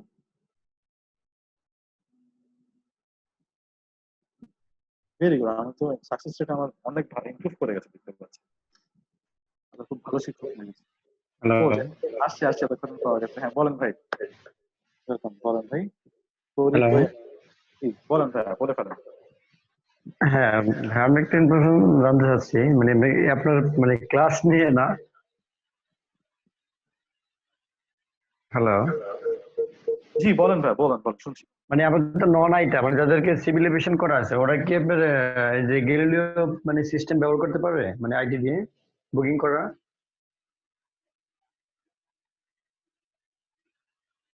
আপনার যদি সিভিল এভিয়েশন থাকেন তাহলে জি। আপনি অন্তত গ্যালিলিও আইডি নিয়ে বুকিং করতে পারবেন, এটা কোনো। হ্যাঁ, আমার সিভিল এভিয়েশন আছে, অনেকগুলো আইডিও আছে। তো সেক্ষেত্রে মানে কার সাথে যোগাযোগ করে আইডিটা নিব? ওটা ভাই আপনি আমাদের কন্ট্যাক্ট নাম্বার, আমাদের দেখবেন আমাদের ফেসবুক পেজে গেলে আমাদের কন্ট্যাক্ট জি। ডিটেল সব দেওয়া আছে, যে কারোর সাথে কন্ট্যাক্ট করে নেবেন তারা আপনাকে হেল্প করবে। ঠিক আছে, এটা নিয়ে পরে আপনার সাথে আলাপ হবে। ঠিক আছে, তাহলে এটা আচ্ছা। আমরা ডিসকাশনটা না হয়, আপাতত ক্লাস নিয়ে বলি। আর কার ঠিক কি আছে। ক্লাস নিয়ে কোনো কোয়েশ্চেন আছে? মাঝি ভাই, একটা কোয়েশ্চেন ছিল। নওশাদ বলছি বলেন। বনানী থেকে। আরে ভাই কি অবস্থা ভাই, কেমন আছেন? আপনি ট্রেনিং করতেছেন? না ভাই, ঢালাই করতেছি অনেকদিন হইলো তো। না বলেন না, বলেন না, বলেন না। আচ্ছা ভাইয়া, ওই যে চাইল্ডের যে এন্ট্রিটা দেখালেন, হ্যাঁ, বিমানে মনে হয় একটা চাইল্ডের একটু এন্ট্রিটা ওই ডেট অফ হ্যাঁ বার্থ। হ্যাঁ হ্যাঁ, জি জি জি, এটা আপনার ওখানে ফরম্যাটে দেওয়া আছে, আপনি একটু দেখে নিতে পারবেন। আমি ওটা দেখিনি যাতে মানুষ যাতে কনফিউজ না হয়ে যায়। হ্যাঁ আহ, হ্যাঁ, মানে আপনার ওই ম্যানুয়ালটা ওপেন করলে আপনার এখানে দেওয়া আছে, ম্যানুয়ালি দেওয়া আছে না? আচ্ছা, জাস্ট তাহলে সমস্যা একটা নেই। এই যে আপনার স্ক্রিনে দেখতে পাচ্ছেন, জাস্ট হ্যাঁ, স্পেস দিয়ে জন্ম তারিখটা, আর কিছুই না ওকে এটা। ভাইয়া, থ্যাংক ইউ, খেয়াল করিনি। ঠিক আছে, সমস্যা নেই, মানে থ্যাংক দেখতে পারেন সাথে। মানে বেসিক্যালি এটা হচ্ছে সবার জন্য, যাতে যেহেতু নওশাদ ভাই তুললো, থ্যাংক ইউ নওশাদ ভাই। এটা হচ্ছে যে বিমানের বেলায় আমাদের চাইল্ডের এইজের পরে একটা স্পেস দিয়ে জন্ম তারিখটা ওরা চায়। ইউ। জি জি এটা বিমান যেতে পারে, যে কোনো এয়ারলাইন যদি চায় আপনি এটা দিতে পারেন। এমন এমন না যে পিএনআর করার আগেই দিতে হবে, যেটা বলেছেন যেহেতু চাইল্ডের এইজের ব্যাপার। হ্যাঁ, আমি কিন্তু পিএনআর তৈরি করার পরও দিতে পারবো, তো এটা নিয়ে ঘাবড়ানোর কিছু নেই। আমি যে ভাই হাই ভাই আমি তো বুকিং করে ফেলছি, বয়স আচ্ছা, দিয়ে নেই, ও তো পরে দেওয়া। ঘাবড়ানোর কিছু নেই, পরও দেওয়া যাবে, সমস্যা নেই। থ্যাংক ইউ মাঝি ভাই। আর কারো কোয়েরি কোনো রকম? আই থিঙ্ক আমি বেশি আর না বাড়াই। মোটামুটি সবাই যা বুঝতে পেরেছেন, সবার হয়তো প্রসেসিং করছেন ইনফরমেশন গুলো। কারণ অনেক কিছু নেয়ার হয়ে গেছে, অনেক কিছু আসলে একদিনে শেখাটা ডিফিকাল্ট। আমরা এটা ফার্স্ট ক্লাস, এটা শেষ না। আপনারা যারা আছেন, আমরা এরপরে উইকে আমরা আরেকটা সেশন নেব, সেখানে আমরা আরেকটু ফার্দার ডিসকাস করব। আপনাদের ফিডব্যাক যদি থাকে ইতিমধ্যে ডিসকাশন করে নিতে পারেন। তো এবং আমরা এই জন্য আসলে সবার ইনফরমেশন কালেক্ট করে নিয়েছি, কারণ যারা আপনার এখানে রেজিস্টার করে ফেলছেন তাদের সাথে আমাদের কমিউনিকেশন শুরু এখন থেকে। মনে করেন আপনি যখন আরো প্রবলেম ফেস করবেন, আমরা কাজ করব, আপডেট আসবে, আপডেট দেবো। কারণ এটা ইটস এ লার্নিং প্রসেস। আপনার যখন ঝামেলা আসবে, কারণ ইভেনচুয়ালি আমরা যেহেতু নর্মালি আগে 2 দিনের ট্রেনিং নেওয়া হতো, 2 দিন আপনাদের যেহেতু এখন আসলে জুমের মধ্যেও আপনাদেরকে 2-5 ঘন্টা বসে ট্রেনিং দেওয়াটা অ্যাকচুয়ালি নট পসিবল, এটা এবং আপনাদের জন্য বিরক্তিকর হয়ে যাবে। এই জন্য বেসিক বেসিক ভেঙে ভেঙে আমরা ছোট ছোট ট্রেনিং নেব। তো কোয়েরিজ থাকবে, অনেক কিছুই দেখানো হয়নি। হ্যাঁ, যেমন আমি জাস্ট দেখাচ্ছি ম্যানুয়ালের মধ্যে অনেক কিছুই আছে যা আমরা কিছুই করিনি। এটা আপনারা আস্তে আস্তে শিখবেন কাজ করতে করতে, এবং আমাদের সামনে যখন ছোট ছোট ক্লাসগুলো হবে সেখানে আপনারা করতে পারবেন। তো সবার জন্য আমন্ত্রণ রইলো। যে কোনো ঝামেলা হলে আমাদের গ্যালিলিও ফেসবুক পেজের মধ্যে আমাদের কন্ট্যাক্ট নাম্বার গুলো দেওয়া আছে, কন্ট্যাক্ট করে নেবেন। আই থিঙ্ক যেহেতু মোটামুটি এভরিওয়ান কোয়েরিজ আর কিছু করছেন না আপাতত, আমরা এখানে শেষ করতে পারি। রিজভি ভাই, হ্যালো। হ্যাঁ হ্যাঁ, আছি, শুনতে পাচ্ছি। আই থিঙ্ক মোটামুটি সবার এখানে শেষ। আমার যা করার আছে, কোয়েরিজ যেহেতু আসছে না, কারো কি কোনো কোয়েরি আছে? কন্ট্যাক্ট নাম্বার দেওয়া আছে এবং ইমেল অ্যাড্রেস, তো ঠিক আছে, আপনার গ্রুপে আমাদের সাথে যোগাযোগ করতে পারেন। সো ইন দ্যাট কেস আপনাদের কোনো কোয়ারিজ থাকলে আপনারা দিলে আমরা নেক্সট মিটিং এ এটা নেক্সট আচ্ছা, যেমন একজন কোয়েশ্চেন করেছে যে অ্যাডাল্ট চাইল্ড ইনফ্যান্ট সিরিয়াল ভাবে দিতে হবে না, যেটা বলেছিলাম ভাই বেসিক্যালি এটা মানে ফ্রি ফর্ম, নিজের মতো করে আগে পিছিয়ে যেমন খুশি তেমন দেন, বাট ফরম্যাট ঠিক মতো দিবেন। বাট হ্যাঁ, অ্যাডাল্টের নামটা আগে মানে ইনফ্যান্টের আগে অ্যাডাল্ট দিতে হবে অন্তত, এটা করতে হবে। সিরিয়াল বলে কিছু নয়, বাট অ্যাডাল্টের নামটা মানে ইনফ্যান্টের আগে অ্যাডাল্টের নাম দিতে হবে, এটাই। ঠিক আছে, আমরা রিকোয়েস্ট করব আপনারা যেটা শিখলেন আজকে এইটা এই কয়েকদিন ধরে প্র্যাকটিস করেন, যাতে নেক্সট উইকে আমরা একটা ট্রেনিং নিব, তখন আপনারা এইগুলা ইমপ্লিমেন্ট করতে পারেন এবং আপনাদের যদি কোনো প্রবলেম ফেস করেন সেগুলো হয়তো কোশ্চেন আকারে লিখে রাখলেন, তখন আপনারা কোশ্চেনও করতে পারবেন যে আচ্ছা আমরা এই প্রবলেমগুলো আসলে কিভাবে সলভ করব। এট দ্য সেম টাইম আমি বলবো যে আমাদের 5-6 জনের আমরা রেজিস্ট্রেশন পাইনি, সো তাদের জন্য আমি গুগল ফর্মটা আবার এখানে দিয়ে দিচ্ছি। সো গুগল ফর্মে আপনারা যেটা করবেন, গুগল ফর্মে রেজিস্ট্রেশন করে রাখলে আপনাদের জন্য সুবিধা হবে, কারণ হচ্ছে যে আমরা সেক্ষেত্রে আপনাদের সাথে যোগাযোগ করতে পারবো, কোন নতুন ম্যাটেরিয়ালস আসলে বা ট্রেনিং এর যদি কোনো চেঞ্জ আসে তখন আপনাদেরকে অলরেডি আমরা ইনফর্ম করে জানিয়ে দিতে পারবো কখন এবং কিভাবে আসলে ট্রেনিং এ জয়েন করতে হবে। সো কাইন্ডলি যারা এখনো রেজিস্ট্রেশন করেন নাই, আমি দেখতে পাচ্ছি 4 থেকে 5 জন, তারা একটু কাইন্ডলি রেজিস্ট্রেশনটা করে ফেলবে। থ্যাংক ইউ সবাইকে। আমি আপাতত ছেড়ে দিচ্ছি। আসসালামু আলাইকুম সবাই। Thank you, have a good day. Mahbub ভাই কি কিছু জিজ্ঞেস করতে চাচ্ছেন? মেহেদী ভাই আসসালামু আলাইকুম। মাহাদি ভাই তো সম্ভবত চলে গেছে। ওকে, ঠিক আছে, থ্যাংক ইউ। সমস্যা নেই, আপনি নেক্সট উইকে আপনাদের যখন আরেকটা সেশন হয় তখন আপনি জিজ্ঞেস করতে পারেন, অথবা আপনি যদি চান তাহলে ফেসবুক গ্রুপে জিজ্ঞেস করতে পারেন, অথবা আপনি ওকে, নো প্রবলেম। আপনাদের কি অ্যাডভান্স সেশন হচ্ছে? আমরা আস্তে আস্তে এক একটা স্টেজ করে শুরু করছি। আমরা নেক্সট উইকে বা এই 2 উইকস এর ভেতর আমরা একটা অ্যাডভান্স সেশন নেওয়ার ট্রাই করব। ওকে, ঠিক আছে, আমি গোবিডিগো থেকে বলছি, আমি মেহেদীর সাথে কন্টাক্ট করব। আচ্ছা আচ্ছা, আপনি মেইল করে আমাদেরকে জানিয়ে রাখতে পারেন যে আপনার যদি অ্যাডভান্স ট্রেনিংটা দরকার হয়, তাহলে আমরা রিকোয়েস্টের বেসিস আসলে করব। আমরা যদি দেখি যে এখানে 4-5 জন বা একটু যখন বেশি হয়, কারণ একজনের জন্য তো আসলে ব্যাপারটা ফিজিবল হয় না যে একজনের জন্য। বুঝতে পেরেছি, thank you. In that case please, thank you. ইনশাআল্লাহ তাহলে সবাই ভালো থাকবেন, আবার দেখা হবে নেক্সট উইকে। আসসালামু আলাইকুম।